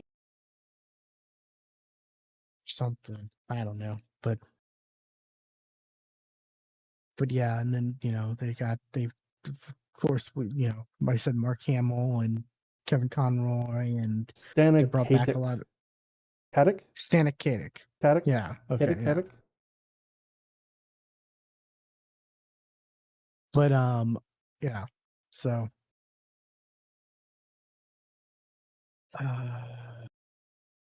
there was one other thing I wanted to mention, but my ADHD is like, whoop, it's gone. characters, voice actors. Her last 5 credits are Wonder Woman. Yeah. Yeah. She's not done a whole lot. She did since COVID. Since Castle, no. Since COVID. Oh yeah. Yeah. But I love the Bat family in this. Okay. I love the fact that like they're the Bat family, but they're from different universes, you know? Yes. They're not, Yeah. and the Batman they're acting with is Solo. Yeah, because you got Huntress, who's the Huntress of Batman's daughter. Mm-hmm. Then you got Batman Beyond, Terry McGinnis, voiced by Will Friedle. Great. Glad to see him back. Then you got like is it adult Tim Drake Robin? Red Who's Robin. the adult Robin? Yeah. Red Robin. Yeah, that's Tim Drake though, right? Yes. Yeah, okay.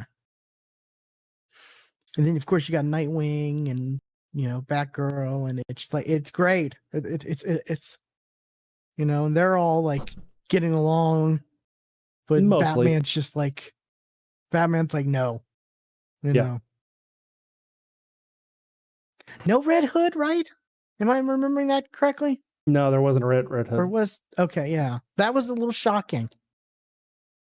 I mean, I guess. Yeah. Yeah. I mean there's your chance to get Jensen Ackles to play another voice, Finds his role as Red Hood. But yeah, story was lackluster. It's kind of meh, but like it's cool to see a lot of the different iterations of these characters from the different stuff like that. It's taking advantage of the multiverse like gimmick, for sure. Yeah, absolutely. And I'm interested to see where they go with the DC universe next. Like, you know what? You know why they're rebooting it this soon is because the animated stuff is now going to be part of James Gunn's DC universe. Yeah. Remember? Yeah. He said like that's going to be the case, and like the actors are going to voice the actual animated characters now, and right. When they can't, and yeah, it's all going to be connected. That's why. You're right. That's why. Yeah. Which I think the next one is Creature Commandos. According to Wikipedia, the one is Watchmen. They're in Watchmen movies, which came out last month. Oh, that's not DC though. I mean, it is. I mean, not DC Universe. No. Like, yeah, it's published by DC, or owned by DC. Yeah, but like, yeah. But yeah, they had there's Watchmen, and then the next one is Watchmen Chapter 2. Oh, interesting. I never got into Watchmen. To be honest. I mean, the movie was fine. Yeah. I've always meant to go back to it because I feel like maybe I was a little too young when I watched it, to where I didn't maybe appreciate certain things it was doing and all this and that. But yeah. Anyways, what's another thing you got? Another thing I've got.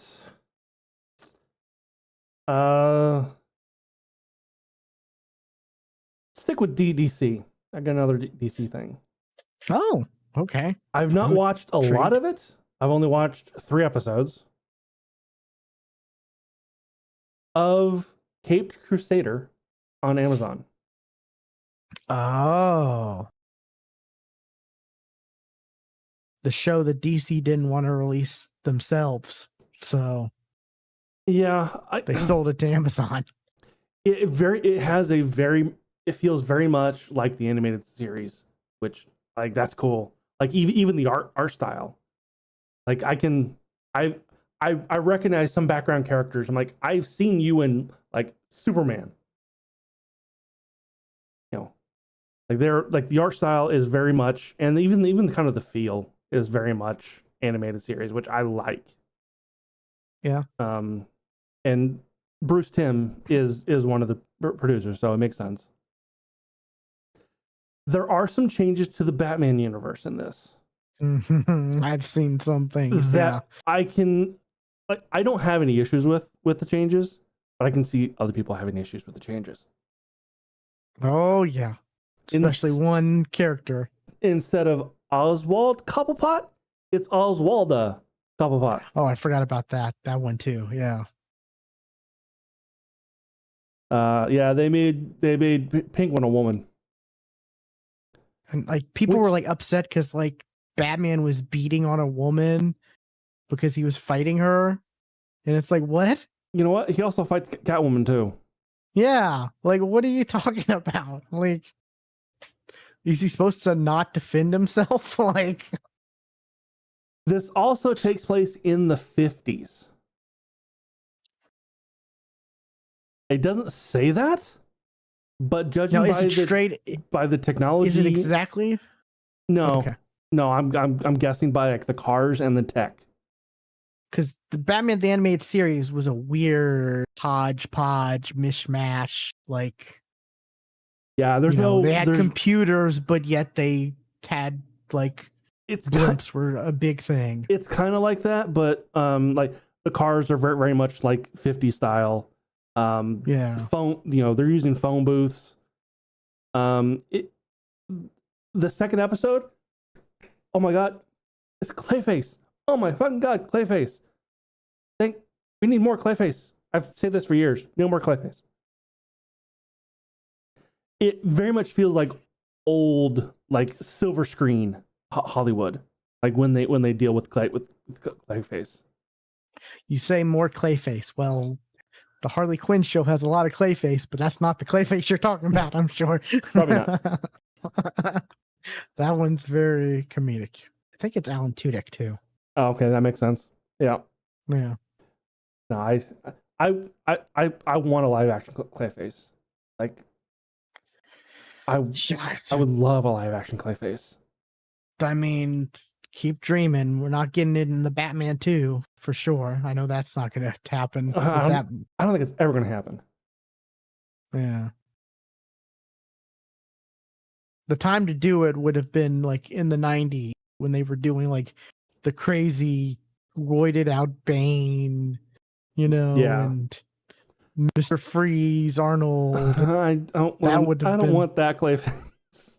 That would have been the time they would have done it. I guarantee you there's a script for a movie in the 90s where Clayface was the villain, like somewhere. Yeah, Clayface is he's a pretty interesting character. Yeah. He's got some depth to him. Yeah, so I was appreciative of that. And then the third episode is Catwoman, which that was just kind of dumb. Like her whole thing is she was rich. Her family was rich. She's not rich anymore, and she steals stuff to pay off rent. But everybody knows it's her. Huh. Like everybody knows she's a klepto. But she gets off because she's rich. Interesting. Until she's not rich anymore, and guess what? She doesn't get off. That's episode 3. I just spoiled episode 3 for you. Okay. And it was that episode that made me think it was the 50s because of the way Catwoman was dressed. She was in a skirt and high heels, or dress and high heels, and like it looked almost very much like the old Adam West kind of thing. Yeah, it probably is because I just saw like it had a top down view of the Batcave and there was like no computers or anything, and so yeah, this is probably more like actually set in that time than like the Batman the Animated Series where it was like a mashup of different things. Interesting. Yeah, so I like it. And like I said, they've been made some, there's Oswald Cobblepot, there's Barbara Gordon and Commissioner Gordon, or they're black. Oh well. Asian Harley Quinn. Yeah, an Asian Harley Quinn. A lot of people were upset about that. Like, honestly, she's not Harley Quinzel has been in the show, but Harley Quinn has not. Like you get Dr. Quinzel before so I'm sure she's next episode. I don't know. Like I said, I've only seen in the trailer. I've only seen the first 3 episodes, so she's probably the next episode.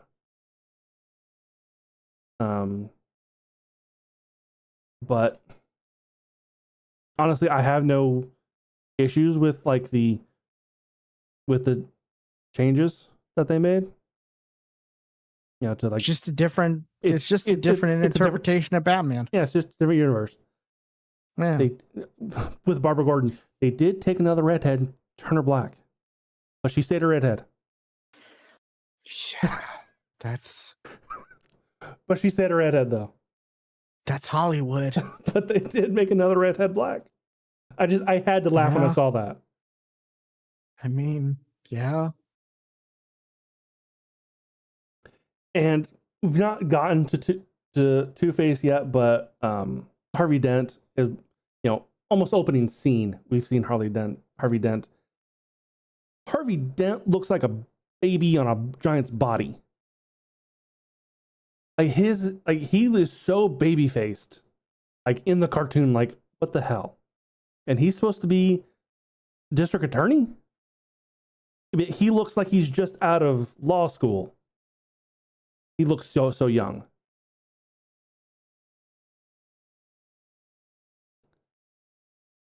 That was my other issue with that.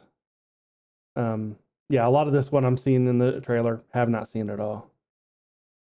Especially if this takes place like in the 50s, because men in the 50s, they did not age well. No.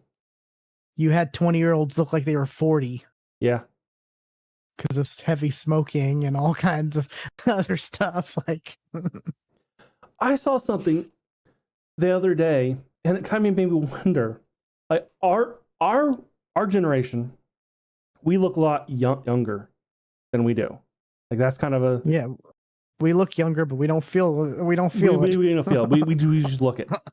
But the generation after us, Gen Z, they look older than us, or they look the same age as us. Because before us, you had smokers. After us, you have vapors. Like that was kind of the thing. Like, huh. So since we're like the just say no generation, we look young. I find that interesting. Yeah. And there's got to be a plateau too. Anyways, like it's not like every generation it looks younger, No. Yeah, a lot of it was smoking and drinking and, the Mad Men lifestyle. But there's been some like some TikToks, like mother who's 35, daughter who's 20. They look the same damn age.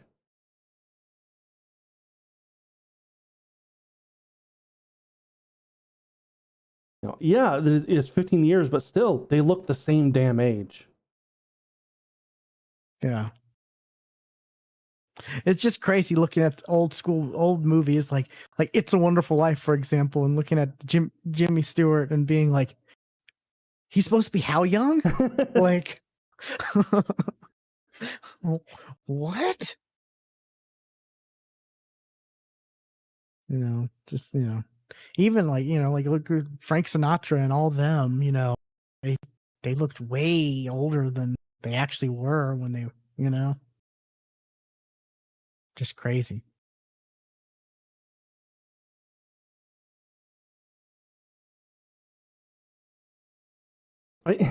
And also think about this. Think about this.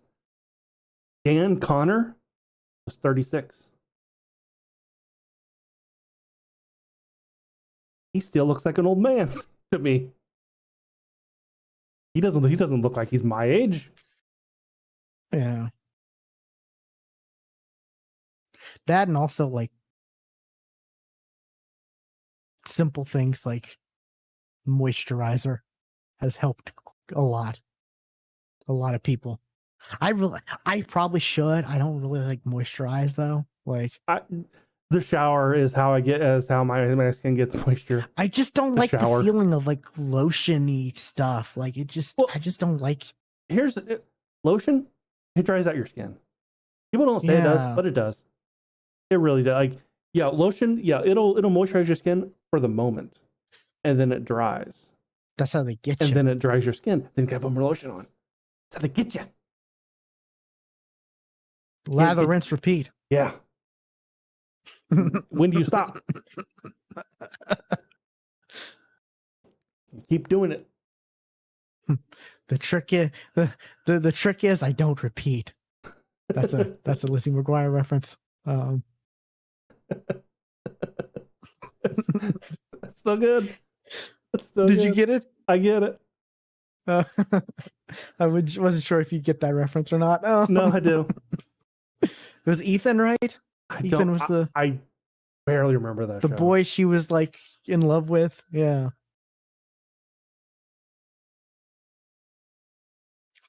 Yeah. It's a shame that sequel series got canned. But anyways. Yeah. It's interesting. Like the show, the fact that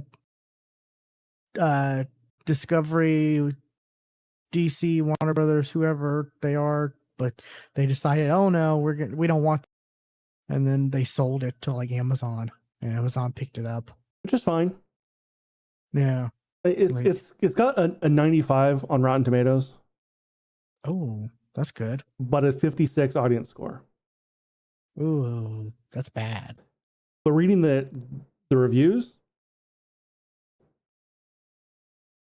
yeah, I don't think they would have liked anything.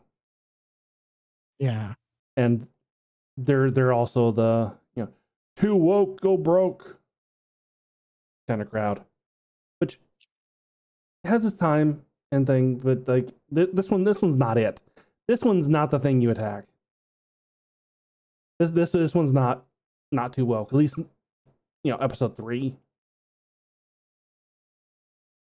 It's just people like upset about character changes, and it's like I understand certain aspects, like certain iconic characters you don't really want to see changed drastically, but like at the same time it's like it's just when like too much is done, I think, is the issue. Little changes here and there isn't a big issue, but like whenever there are and like I said, it's got the animated series feel to it. Yeah.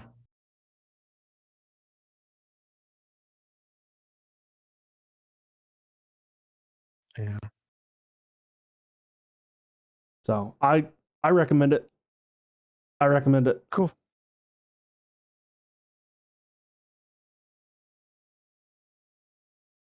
What else you got? Next thing I got, anime. I got a bunch of anime I'll try to talk about quickly.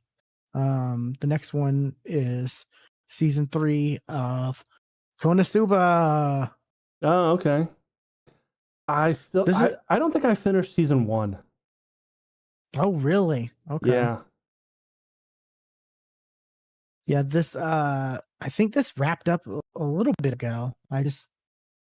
Or just wrapped up. I can't remember, but like I feel like I can't remember exactly when it wrapped up, but I wasn't in a too hurry to watch this one, and I finally got around to watching it, and it's kind of interesting. The beginning of it, like it feels like they kind of forget some of the idiosyncrasies of certain characters, like Darkness being a masochist.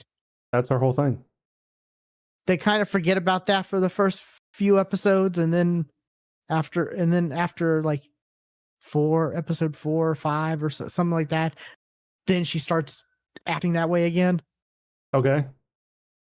And it got to the point where I was like, did I miss something? Did she like grow out of this? Because I'm watching the episodes and I'm not seeing her act that way, and I'm like, did I miss something? Did I not remember season 2? Because like season 1, 2, there was a movie, and then season 3, and then there was a spin-off show of the I forget her name, starts with an M, Megamine or something like that. Yeah. The one who likes explosions. Yes. There was a spin-off of it was just her. I haven't watched that. Because she's kind of my least favorite out of the main characters, honestly. So I was kind of shocked she got her own spin-off. But yeah, it's good. It's humorous, it's funny. It's the same characters, different or similar situations sometimes, different situations other times. There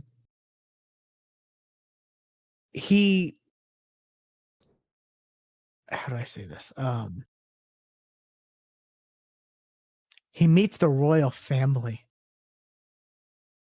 Okay. And some interesting stuff happens from that. It's I kind of feel like you've said it before. You've said the term like trash anime. This kind of feels like a trash anime for me. Yeah. Guilty pleasure. I like it, Yeah. even though I know it's not the best. Like, I still enjoy it, and it's still funny. It's one of the. It's still one I can get with. Yeah, I can get behind, enjoying and watching. It's just if there are new animes that try to do the same type of thing, that's when I kind of get like, oh, really?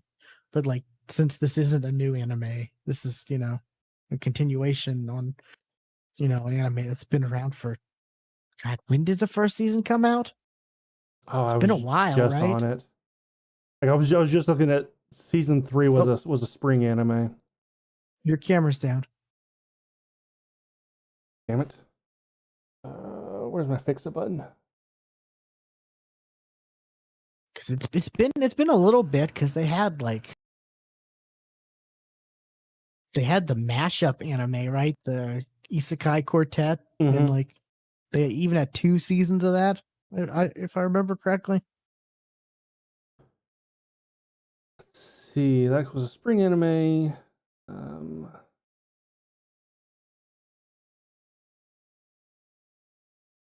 Oh, where is the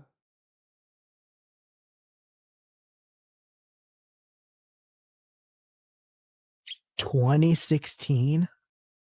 Okay, yeah. Is that right? Wow. Sure. That is, yeah. Okay. So yeah. Yeah. Yeah, this was like,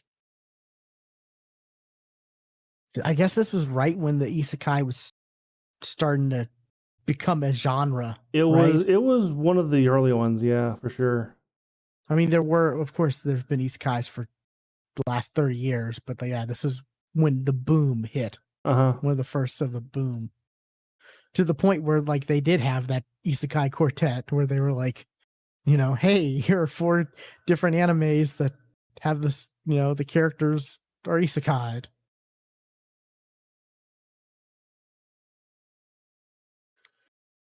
But this season there are some tones to where stuff happens and things get serious and emotional, and they have to help each other out because of certain things that happen, and friendship, type themes.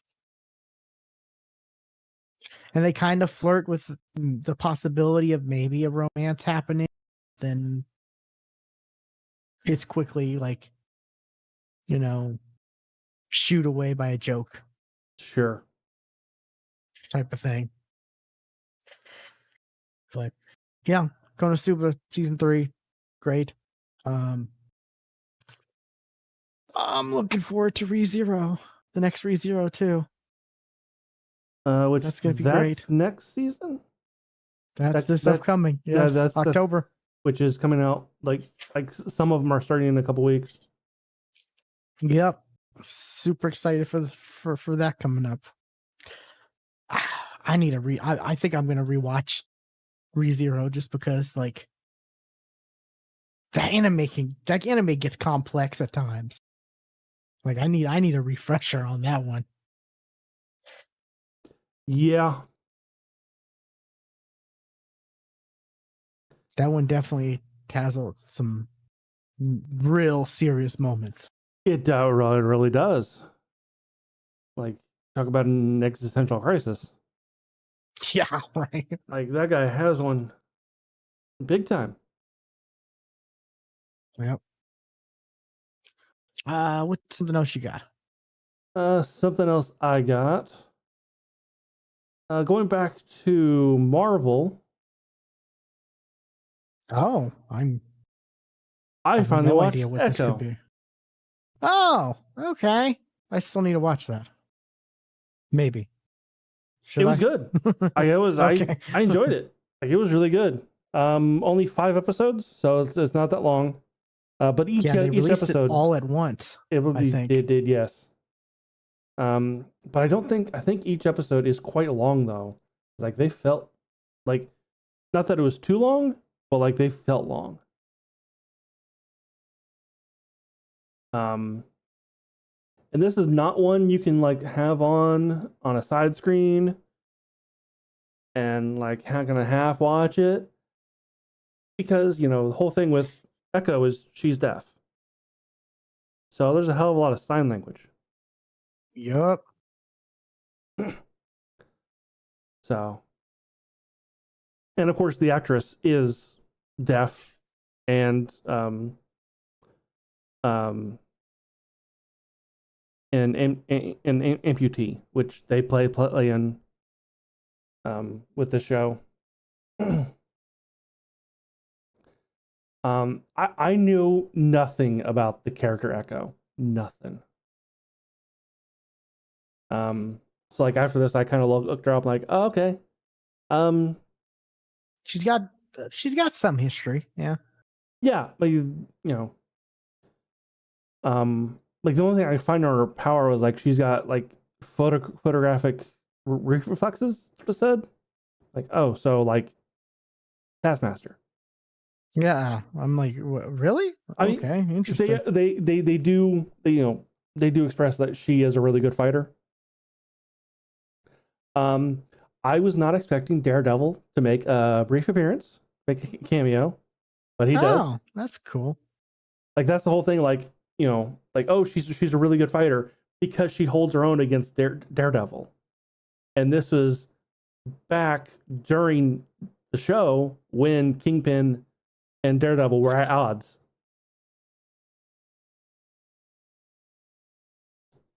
So, because kind of spoiler, but at the end of the Hawkeye show, she shoots Kingpin in the eye. Yeah. And hey, spoiler, he didn't die. Somehow. No, he didn't die. And didn't lose the eye either. He's too well of a liked character yeah. Gosh darn it. He still hasn't been in Spider-Man. He needs to go up against Spider-Man. They set something up, like not for Spider-Man, but for more with Kingpin. No, Spider-Man 4 needs to be Spider-Man teams up with Daredevil to take down the Kingpin. I'm okay with that. I'm totally okay with that. Marvel. That's what we want. But in the show, like I was talking about Echo's powers, she does have something about, like, the whole thing with her name Echo is she is an echo of her ancestors. So, like, you know, what her ancestors kind of learned and did, she can also, you know, there was, you know, one of her ancestors was a pretty good marksman. So she's pretty good with that. Genetic memory? Kind of, yes. Wasn't that a thing in something else? God, it sounds so familiar. I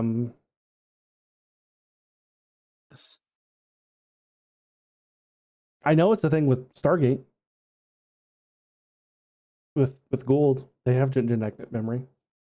Oh, maybe that's what I'm thinking of. Yeah. But and yeah, she kind of learns about this ability and that she's got, and there's a brief moment where he makes her kind of superhuman, but it's brief. Everything else, you know, like a normal, you know, a person could totally normally do, except, you know, jump off a train into a truck. That, I'm sorry, nope, you'd get hurt. But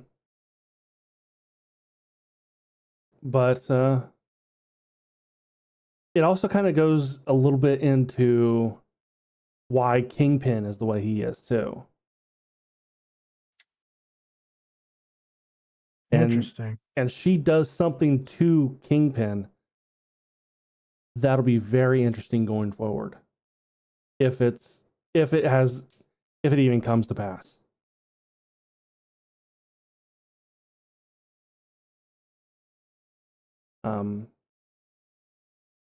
But it's a good watch. It's a good watch, and yeah.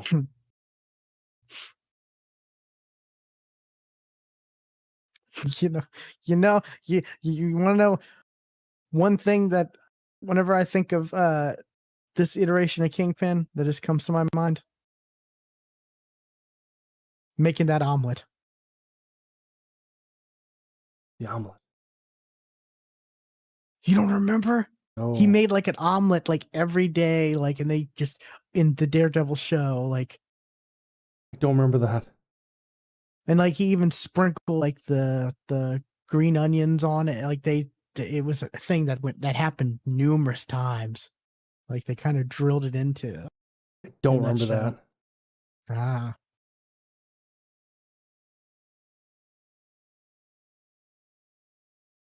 But yeah, that's only 5 episodes. I probably should watch it. Yeah. It's worth a watch. I was a little hesitant because like they released it all at once and I'm like, oh boy, that doesn't instill confidence. But I'm glad to hear it's good. You know, him, Vincent D'Onofrio's, Kingpin is so good. It's good. And that's why I want to see him go. I want to see that Kingpin go up against Tom Holland's Spider-Man. Yeah. I really want that. And I'm afraid that like Spider-Man is too big in the MCU, you know? Like,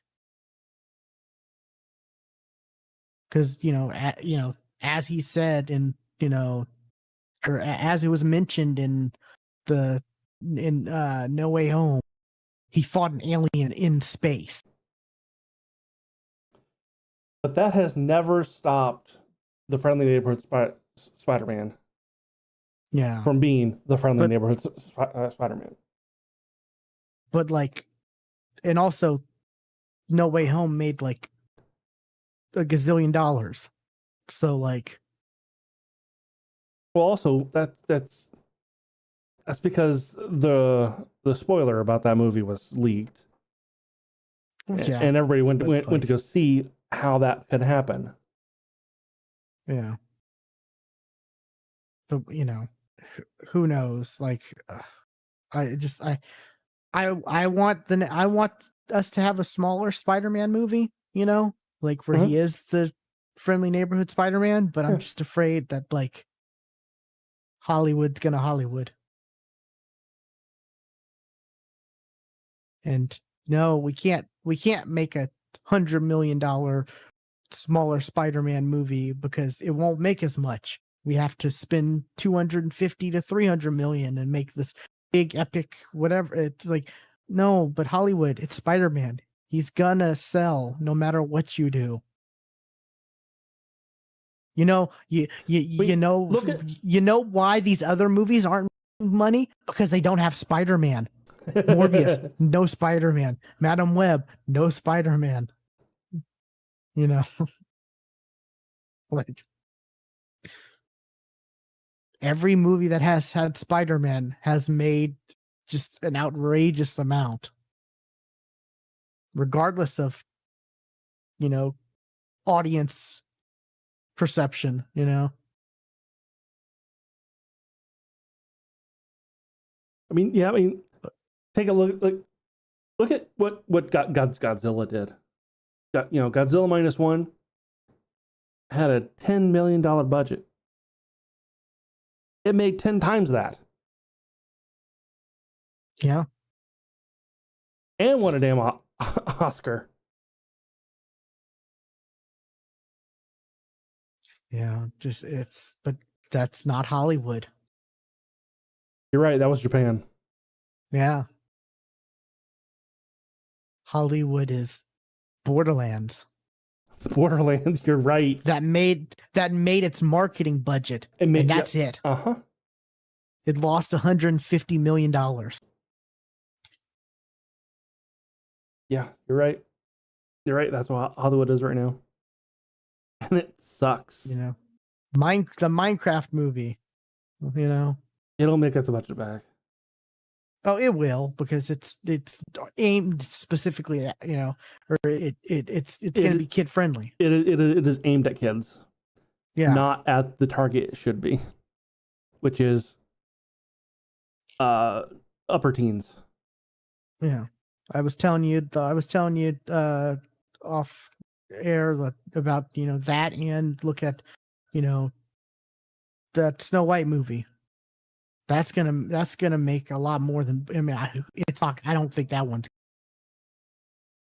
big success.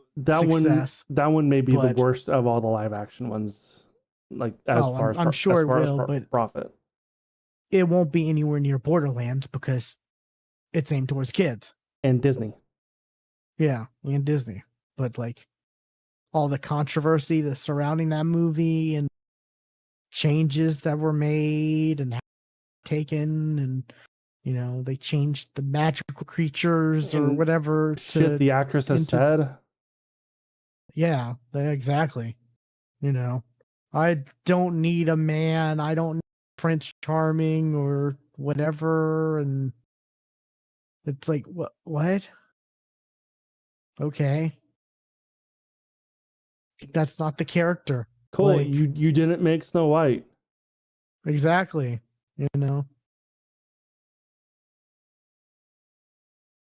But yeah, and boy, those the CGI on those dwarves do not look good. No, because they're rushed. Because they weren't planning on it. It was last minute, yeah. It's every time I see something about that movie, I'm like, oh yeah, that's right. That movie still isn't out. Wow. It's crazy. Yeah, if the Corridor Digital YouTube channel has taught me anything, it's if the reason why CGI looks bad is because they're always rushed. You know, I'm very hopeful for Superman because James Gunn came out and said we're done filming. A year, the CG studio or department has a whole year to work on the special effects. But how many other movies are that studio working on? I get, yeah, true, Because but still, like I said, that's a lot. Quarter Digital, they have guys who work special effects on movies. One week they'll work on, The Flash. The next week they'll work on, what came out around that time. That's a lot better than the Fantastic Four movie. We just started shooting and it's coming out in a year from now. And we just started. That has me a little worried. Yeah, that and Fantastic Four needs a lot of CGI. You need a lot. Although it looks like they're doing some practical stuff. I don't know if you've seen, they have images of the Thing. I was gonna say the Thing needs to be practical. Yeah. There were on set reveals of what the Thing's gonna look like. Good. Because the Thing from oh crap, what's his name? Dude from the Shield. Michael Chiklis. Yes, Michael Chiklis. That thing looked way better than Fantastic Four suck. It looked really good. It actually did. And he was good as the Thing. Yes, he was. I liked him. I like Michael Chiklis. Yeah. Have you seen the images from that thing? I have not. I'm trying to look it up. I'm trying to look it up too. I don't know what to call it.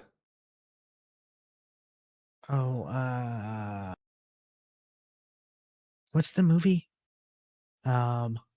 First Steps. First Steps. As soon as you asked that, that's what it popped up for me. Why is this not popping up? Maybe under news. Okay. Did you find it? Yeah. Oh, this might be fake. This is fake. Oh. Because I should. Galactus is right there. I should have told me. That's fake.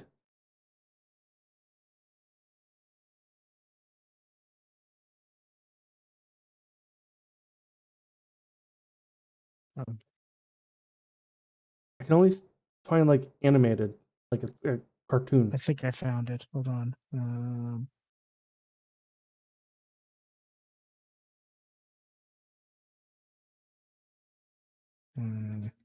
There you go. Okay. That's just a kind of, that's obviously a paparazzi photo from half a mile away, Sure. Not greatest quality, and it's going to look better in motion because they're probably going to add some CGI to it as well. Oh, sure. It looks kind of good. Better than the last one. That's for damn sure. To everything is better than that last movie. The last one was not good.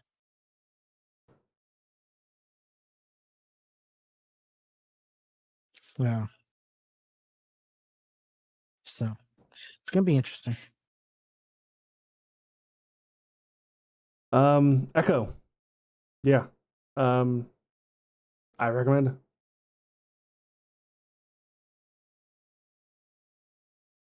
All right, what else you got? Another anime. This is a interesting one. It's called My Roommate is a Cat. A lot of people's roommates are cats. Your roommates are dogs. Yes, they are. This is about the main character is a writer, and he kind comes across this cat and decides to basically rescue this cat. And it's very interesting anime because like half the anime, Stuart, will be the perspective of the human character, and then they'll restart the anime and it'll be then the perspective of the cat, and you'll hear the cat's thoughts, and Huh. and you'll see like because you'll see like, oh, the cat's pushing the food toward it's like, oh, the main character, he's like forgets to eat, and he's like writing and all this and that, and then he finally takes a break and steps out of his room, and the cat's food bowl is right there. What? And then you'll see how like the cat will be like, oh, I need to take care of my human, and and he needs to eat, and he's pushing, and then he pushes the cat and stuff like thoughts. that. Cat of thoughts course are, not. Where's human to feed me? Where's my food? Yeah. Feed me. It's definitely Don't touch me. It's definitely not realistic, Stuart. But the cat does have some tendencies, normal cat tendencies as well. But like it's pretty good. It's a really heartwarming. As a pet owner, I was able to like really appreciate it, even though it was a cat. But it still was pretty good. And he starts to care about his cat, and he starts to meet like he'll go to the pet store, and he'll have to get like a collar or something, because he'll be told, oh, you have to get a collar for cat, because what if he gets out and lost and all this and that, and he does. And then the pet shop worker's like, oh, what's your cat's name? And he's like, oh, a name, I forgot. I've just been calling it like cat, or like, oh yeah, I guess I do need to, he's trying to,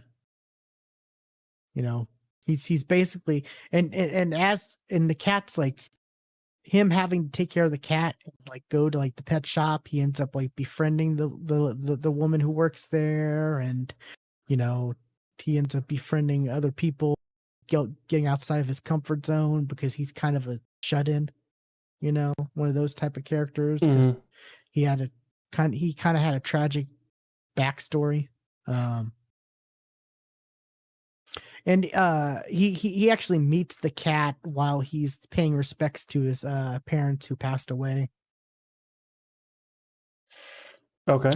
So I guess that's another thing I could like to relate to. But this is a really good one. I really enjoyed this one. I don't want to give away too much, but like there's a lot of character growth and a lot of heartwarming moments. And like I said, it's really like, oh my God, you talk about like crying. I nearly teared up a few times, because like it'll go to like the past of the cat, where he's on before before he was found, and it'll be like him and his family, and oh, they're stray cats, and some stuff happens that's just like heart-wrenching, Okay. just emotional to the core. Like, why did this anime go this hardcore, like emotion wise? Like it like so depressing, certain things, but like overall it was a very heartwarming, great, like I guess slice of life. Sure. Yep. I would call it. But I like I said, I love the fact that it is kind of like you'll see like half the episode, and some things will be kind of like, huh, what happened there? And then you're like, oh, okay, great, it's time to see the cat's perspective and get some explanation on what's going on and what that actually meant, or stuff like that. And I can't think of many animes that have done that, where they've like half the episode is one character's perspective, and then the second half is pretty much is a different character's perspective. Like, and some of it crosses over, but some of it not. Like, there are times where like he'll have to go out to take care of something, and then you'll see what the cat did while he was gone. And then, like he'll come back home and see the house was just trashed by the cat. And you're like, oh, it was just, of course, the cat's going to trash the house. That's what cats do. But then you'll see like the cat's perspective and what happened and stuff like that. It's pretty good. It's a really good one. It's just, I don't know, I've just been looking at animes that maybe I've kind of just overlooked for whatever reason, and I'm kind of trying to give certain ones that maybe I wouldn't know a try, and this was one of them. I get that. Because lately I've been surprised with certain ones that I've given a shot that maybe I normally wouldn't have. So, okay. What's something else you got? Something else. Let's talk about some video games. Because I did play a couple. Ooh, okay.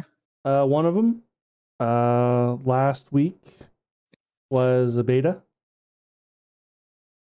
for Black Ops 6. Oh, you did play that. I did play it. Yeah, when you told me it was part of Game Pass, I'm like, oh, I'm downloaded it right now from Game Pass. Yep. Because I actually was playing, like I did recently download Call of Duty again and was playing it recently, but I downloaded it from Battle.net because that's where I have Modern Warfare 3. It's through Battle.net, and I totally forgot. Oh yeah, it's also available on Game Pass. Mm-hmm. So I downloaded it on Game Pass and played a lot last week, and I like it. I like the new movement system because they're all like the optimal, what the fuck they call it, Optimove, or it was on the trailer. I already forgotten. I don't care, but it's good. You can sprint in any direction. I like that. Yeah, I haven't gotten used to it. Omni movement. Yeah, I haven't gotten completely used to it yet. Like, I definitely have to play around with it more and get more familiar and comfortable with it. It took me a while to get used to it because there's actually a training thing that it does, like, sprint right and dive. Like, am I not doing that? I'm not doing that. Oh no, wait, you did. Oh, and then it clicked. Diving in this game, like, is so much better than the diving has been in previous games, because you can now shoot while diving instead of before you just hold your gun out and you can't do anything as you dive. Now you can shoot and dive. So you got a lot of people playing Max Payne at the moment, or during the beta. I saw a lot of Max Payne stuff. I saw a bunch of TikToks because they have the I forget what it's called, like the high value target or whatever. You have to protect a certain. I saw a lot of TikToks. I kind of liked it. I saw a lot of TikToks where people were like, it was like, "Get down, Mr. President!" People diving and like. Yes, there's a lot of blocking shots, and I also saw a lot of TikToks. I never did this myself, and I never experienced it. But you can take somebody as a human shield. Oh, I did that. Yeah, I didn't do it. I did that on accident. But I saw a lot of TikToks because apparently, with voice chat and stuff, you can talk to the person. Proximity chat. You can talk to the proximity chat. So a lot of people are doing some like, oh, Oh, what are you doing here? Yes, sensual. Yes, we're gonna have none of that now. You're gonna walk this way. Yeah, straight to the bedroom. Yes. Yeah, I did that on accident because I came across someone who was prone, like aiming down at a certain direction, and I came up and I was trying to knife them, and then I guess, that's the same as taking them as a meat shield, and I was like, oh, okay, this is even better. I didn't have the mic on for the game though. I was in a I don't have Discord. mics on in Call of Duty because, hey, Call of Duty is still fucking Call of Duty. Yeah. That's not changed.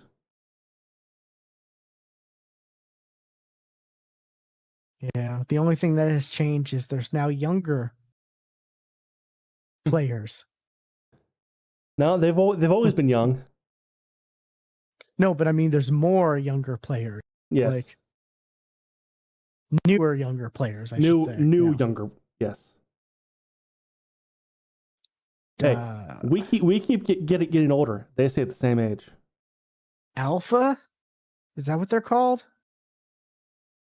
Yes. Gen Alpha. Yeah, Gen Alpha.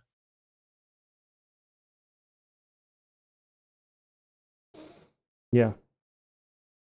But I liked it. I'll definitely play it when it comes out. It was good. Oh, and just I got the reference. Thumbs up. I just want to make sure. I've never seen that movie. I've never seen that movie. You've never seen it? Nope, never seen it. But I know that line. Oh, that's where all right comes from too. I know. It's so good. It's so problematic though too. Like, yes. I mean, obviously, with that line. Yeah, but yeah, such a good movie. It's a classic.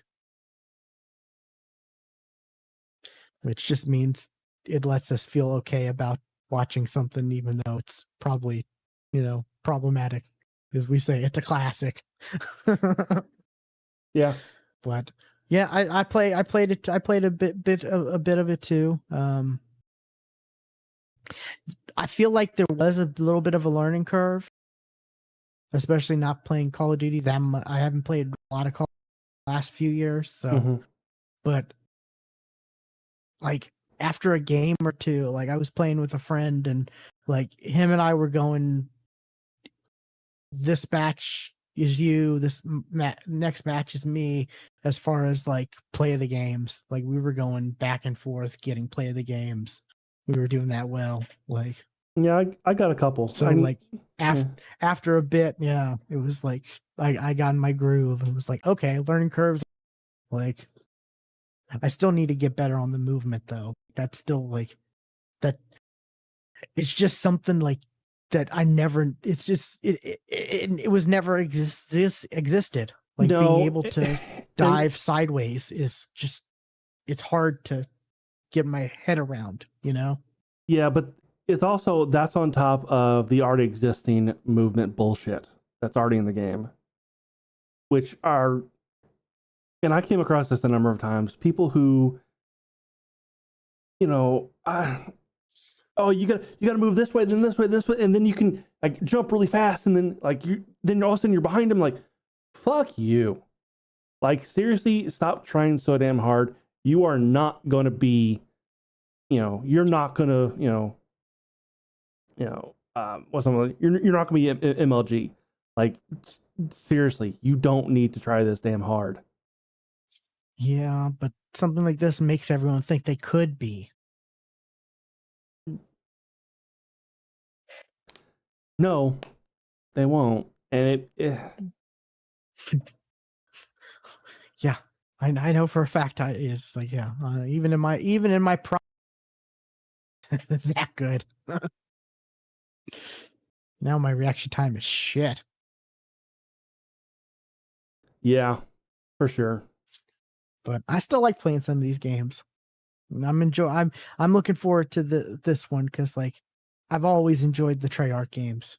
Like the Treyarch ones have always been like they've always been my cup of tea. It's always been the ones Treyarch hasn't done that some of them have been not so great. Yeah. You know, like Ghosts and Ghost was so bad. And But there was also Black Ops 3. Or no, I didn't mind Black Ops 3. It was 4. Okay. It had like nothing. It was multiplayer only. Yeah. But that's where we got Blackout. Yeah. Which I'm sad that I was not playing PC at the time, because I would have really liked Blackout. Because I don't know, the sound in Black Ops 4 was, I think, like, because like the hit registration in Black Ops 4 I really liked, like that sound, and we just haven't had that since.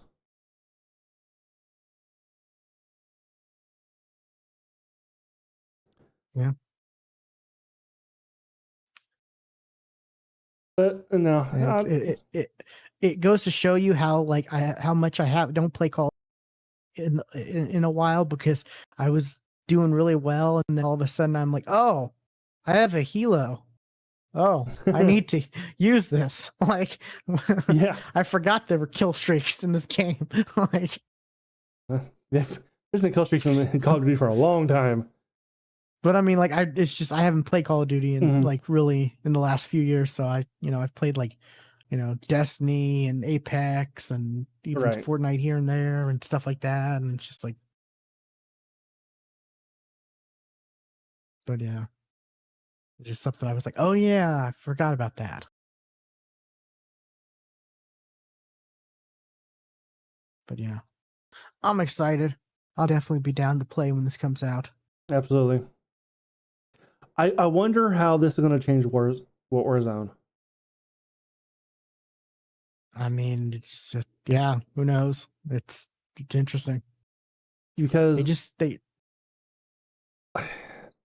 with all the skins that is in previous games, how is this going to, like, because they're going to lose their skins when this comes out. I'm pretty sure they are. Are they? Okay, I figured like it would just carry over. It has since 2019, but I think I read somewhere that they're going to lose their skins. Are they going to do like Warzone 3? Because isn't it technically Warzone 2? Like, technically.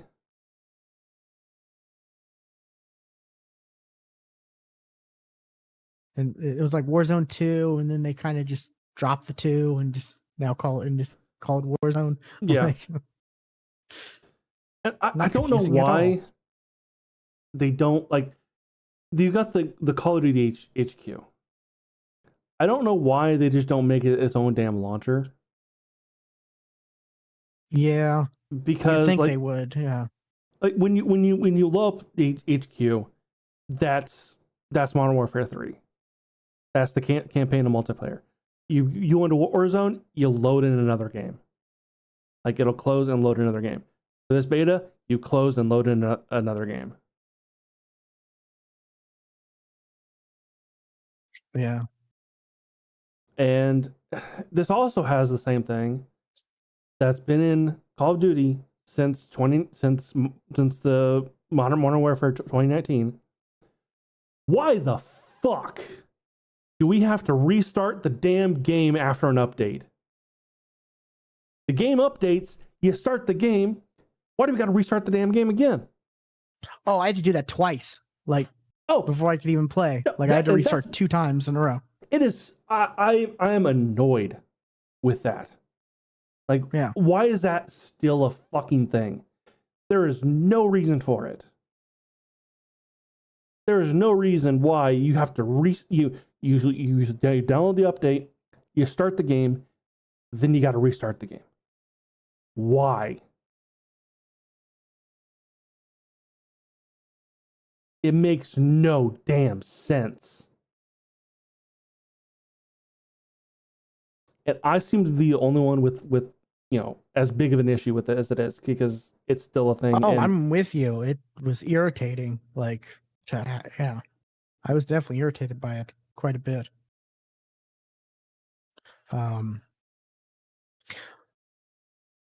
Hopefully this gets fixed with when I get my new graphics card, but also I was reminded that RTX voice doesn't play nicely with Call of Duty games.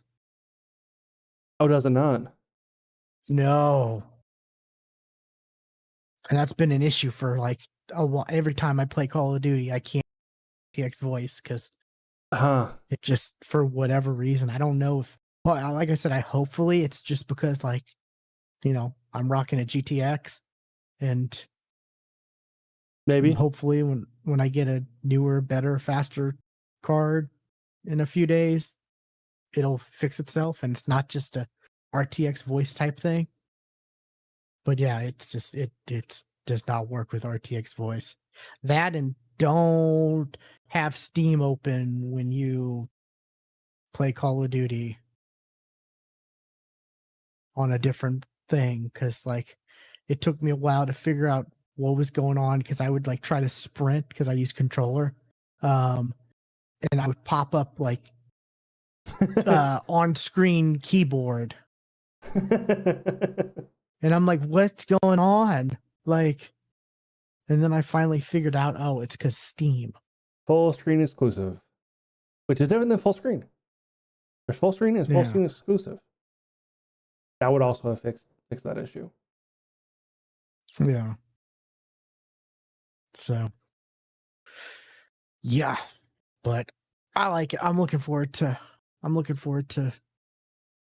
when the game comes out in October. Especially because Game Pass. Because Game Pass. Yeah. Yep. For sure.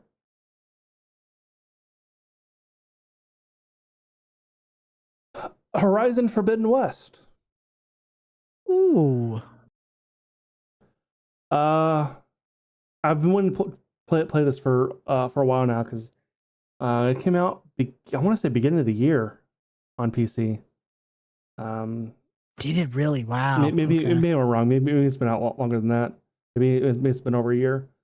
But I played the first one, really liked it. So I was, just play more of that. I was kind of curious how they would take how you finish the game, you had this amazing armor, weapons, and abilities. How are you going to make the character start over? Oh, you just ignore that. It's like, oh, I see you're dressing differently today, or from recently, and it's just leather. Instead of like, I finished the game wearing shield maiden armor that, every time I got hit, I had shields and stuff lying around me. Like, nope, don't got that anymore. Why? Why'd you get rid of that, Aloy? Why do you no longer have the shield maiden armor? That was amazing armor. I mean, when you say it like that, but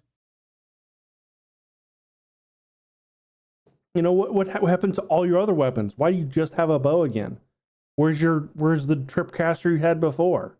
No, okay. Gotta get a new one. The games always have to have a reason. When you go from this one, just kind of ignores it. Just we're starting again. I remember Destiny was like, "Oh, we blew up the tower, so all your gear is gone." Like, but what about the stuff I had on me personally? You didn't have anything on you personally. Had all in your vault. Yeah. So far I'm liking it. It does. I feel like it does expect you to have played the first game, because it does not explain anything that's going on, or even concepts of things. Like cauldrons. It doesn't tell you. It doesn't really explain what a cauldron is. Aloy just says, I need to find a cauldron so I can take over enemies. Okay. But it doesn't explain to you, like it did in the first one, what it actually is. Interesting. So there's a lot of like the concepts of things you're doing is not explained again. It just expects you to already know.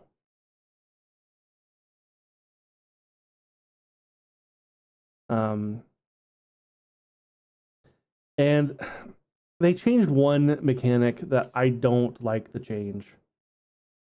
Because in the first game, whenever you jumped and aimed your bow, time would slow down.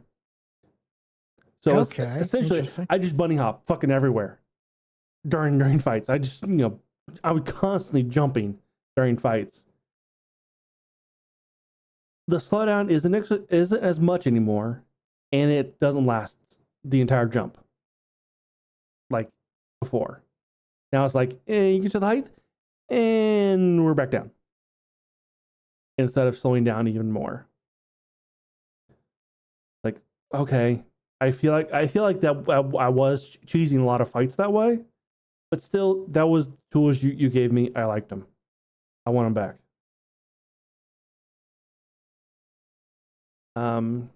And I remember when this game came out, there were a lot of people complaining that Aloy would not shut the fuck up.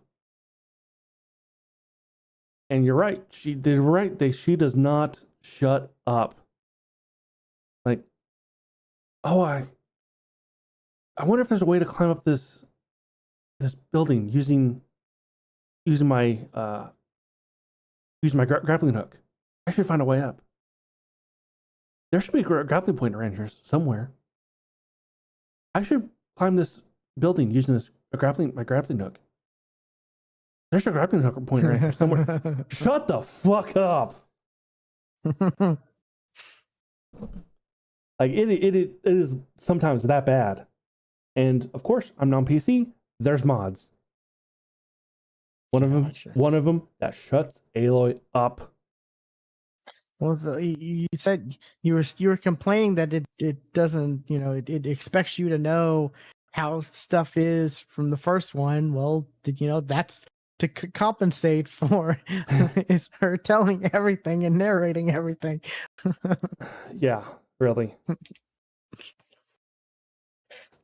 I still need to play the first one. I have it, and I think when I get my new graphics card, that's gonna be the first game I play. That'll be a good one to play because it's a gorgeous looking. They're gorgeous looking games. And the stories, I really like the story. The story is really good too. Yeah, it looks great from what I can hear, and being able to play it like maxed out, probably maxed out since I'm only playing 1080p. Yeah, you probably should. Probably could. I might try to see if I can hook it up to my TV and see how well I can do in 4K. That'll be interesting. There you go. Yeah. But yeah, that's definitely like the next game on my list, especially because I'm getting a 4070 Super should be on Monday. Fingers crossed. Hopefully it doesn't get lost in the mail. Oh. I mean, it's if signature required. So like at least there's that. So they can't just give it to somebody, they have to give it to me. Or there'll be a record that they gave it to the wrong person. And of course, this game also, just like the first one, has the late great Lance Reddick in it. One of the only few characters that have actually came from the first game into the second game. Oh, so he's in the first one? Okay, That's cool. I'm looking forward to that.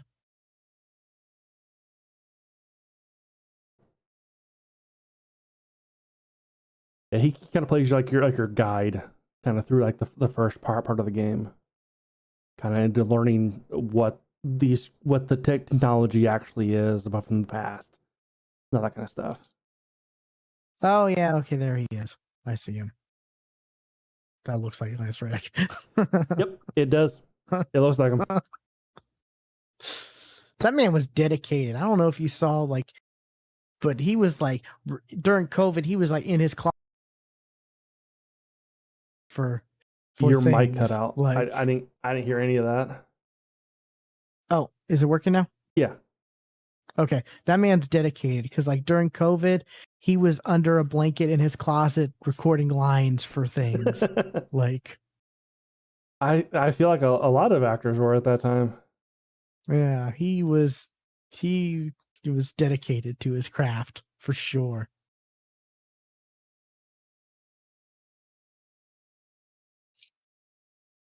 But yeah.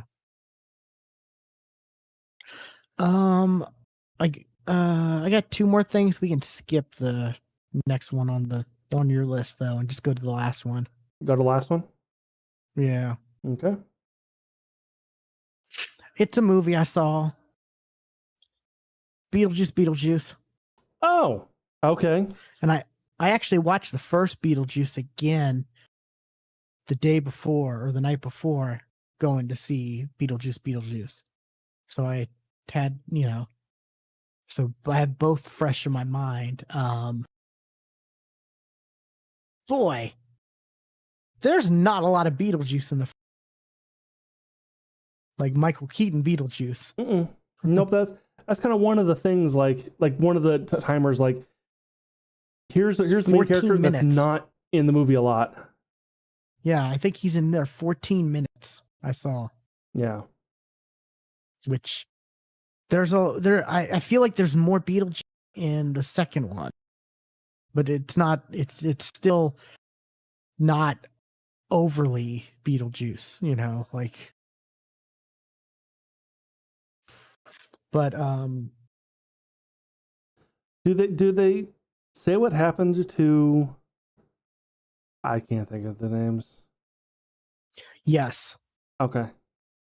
There's one line that is said by Winona Ryder and it explains it.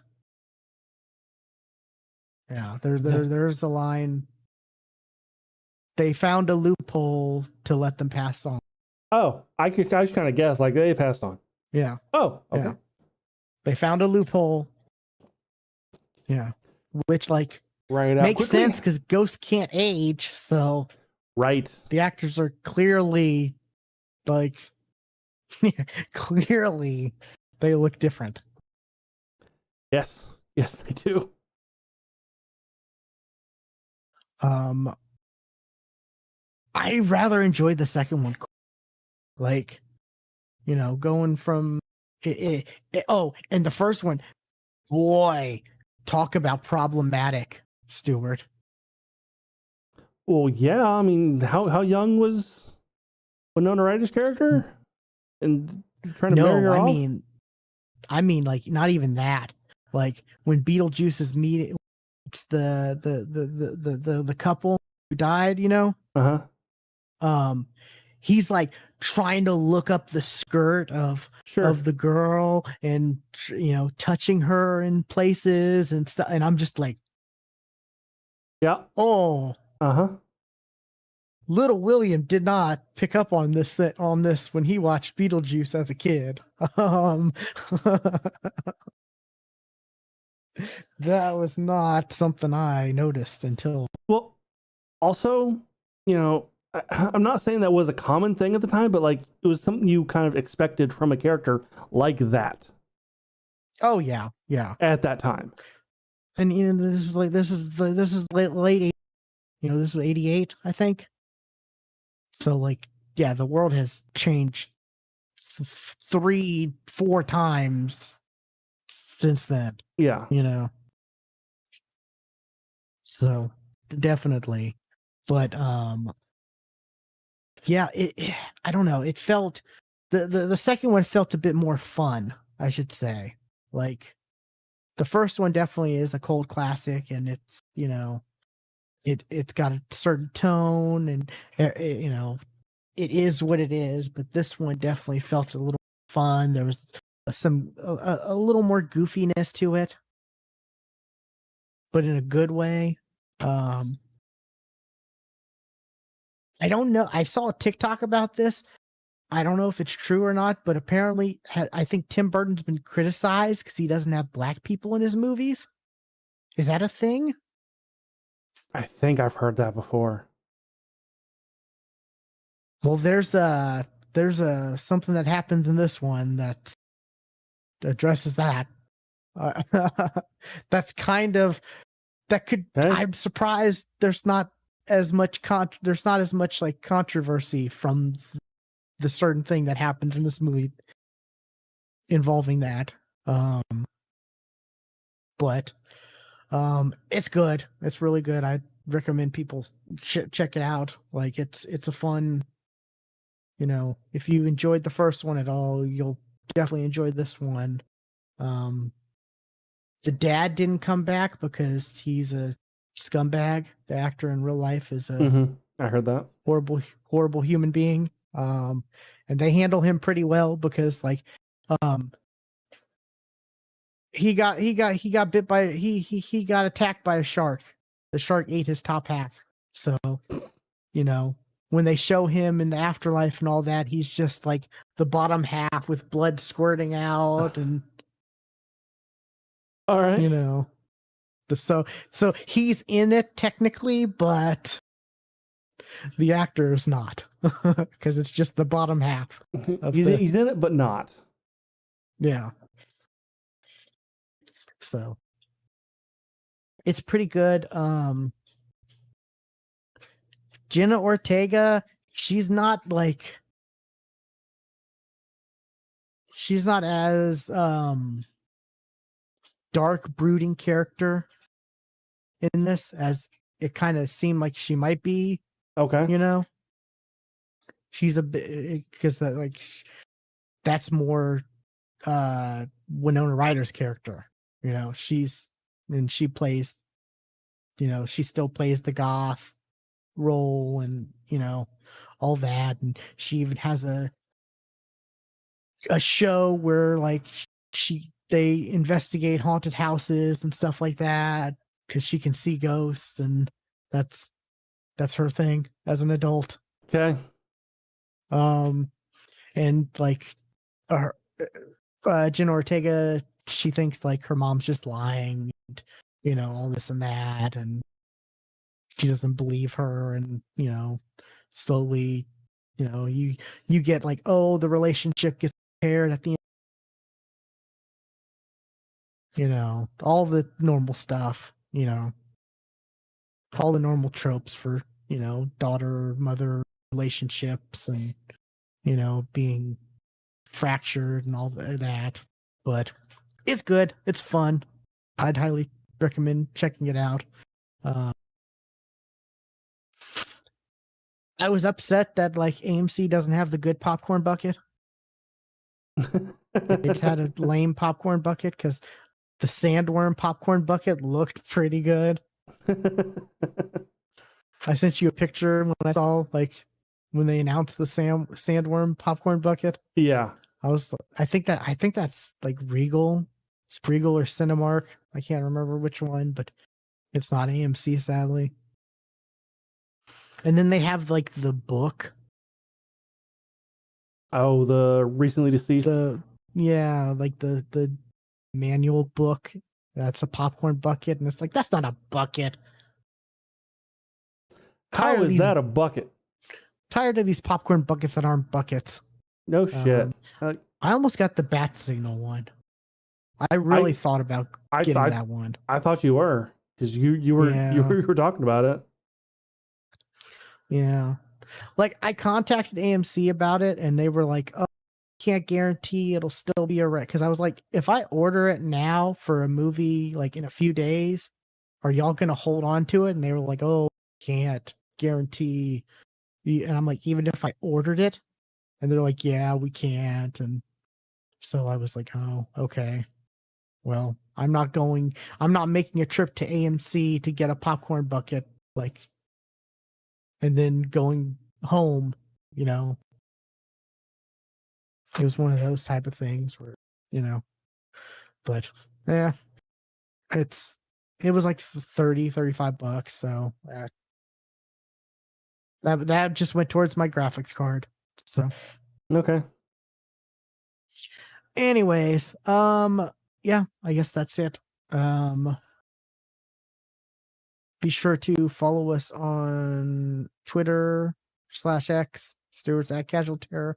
I am at WillPlayGames_. And be sure to follow Stuart on Twitch, twitch.tv/Casual Terror.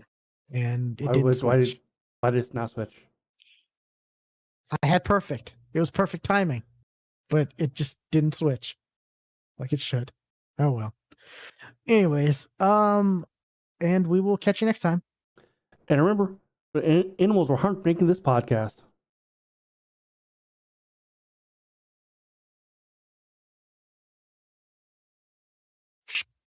Boy, we went long.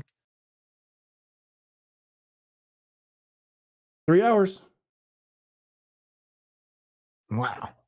Yeah, well, actually, I started the stream and we didn't start till 30 minutes after I started the stream. So, yeah. Yeah.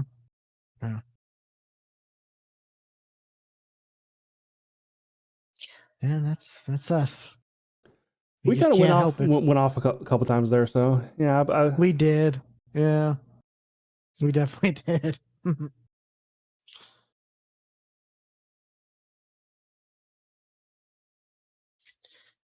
Anyways, I know you're probably hungry. I know I am. I had some spray cheese and crackers before we started, so I at least had something in my stomach before we started. So nice. But yeah, I would like an actual meal. Yep, same. So I will talk to you later. All right, see you. And thank you all for watching. See you next time. Bye-bye.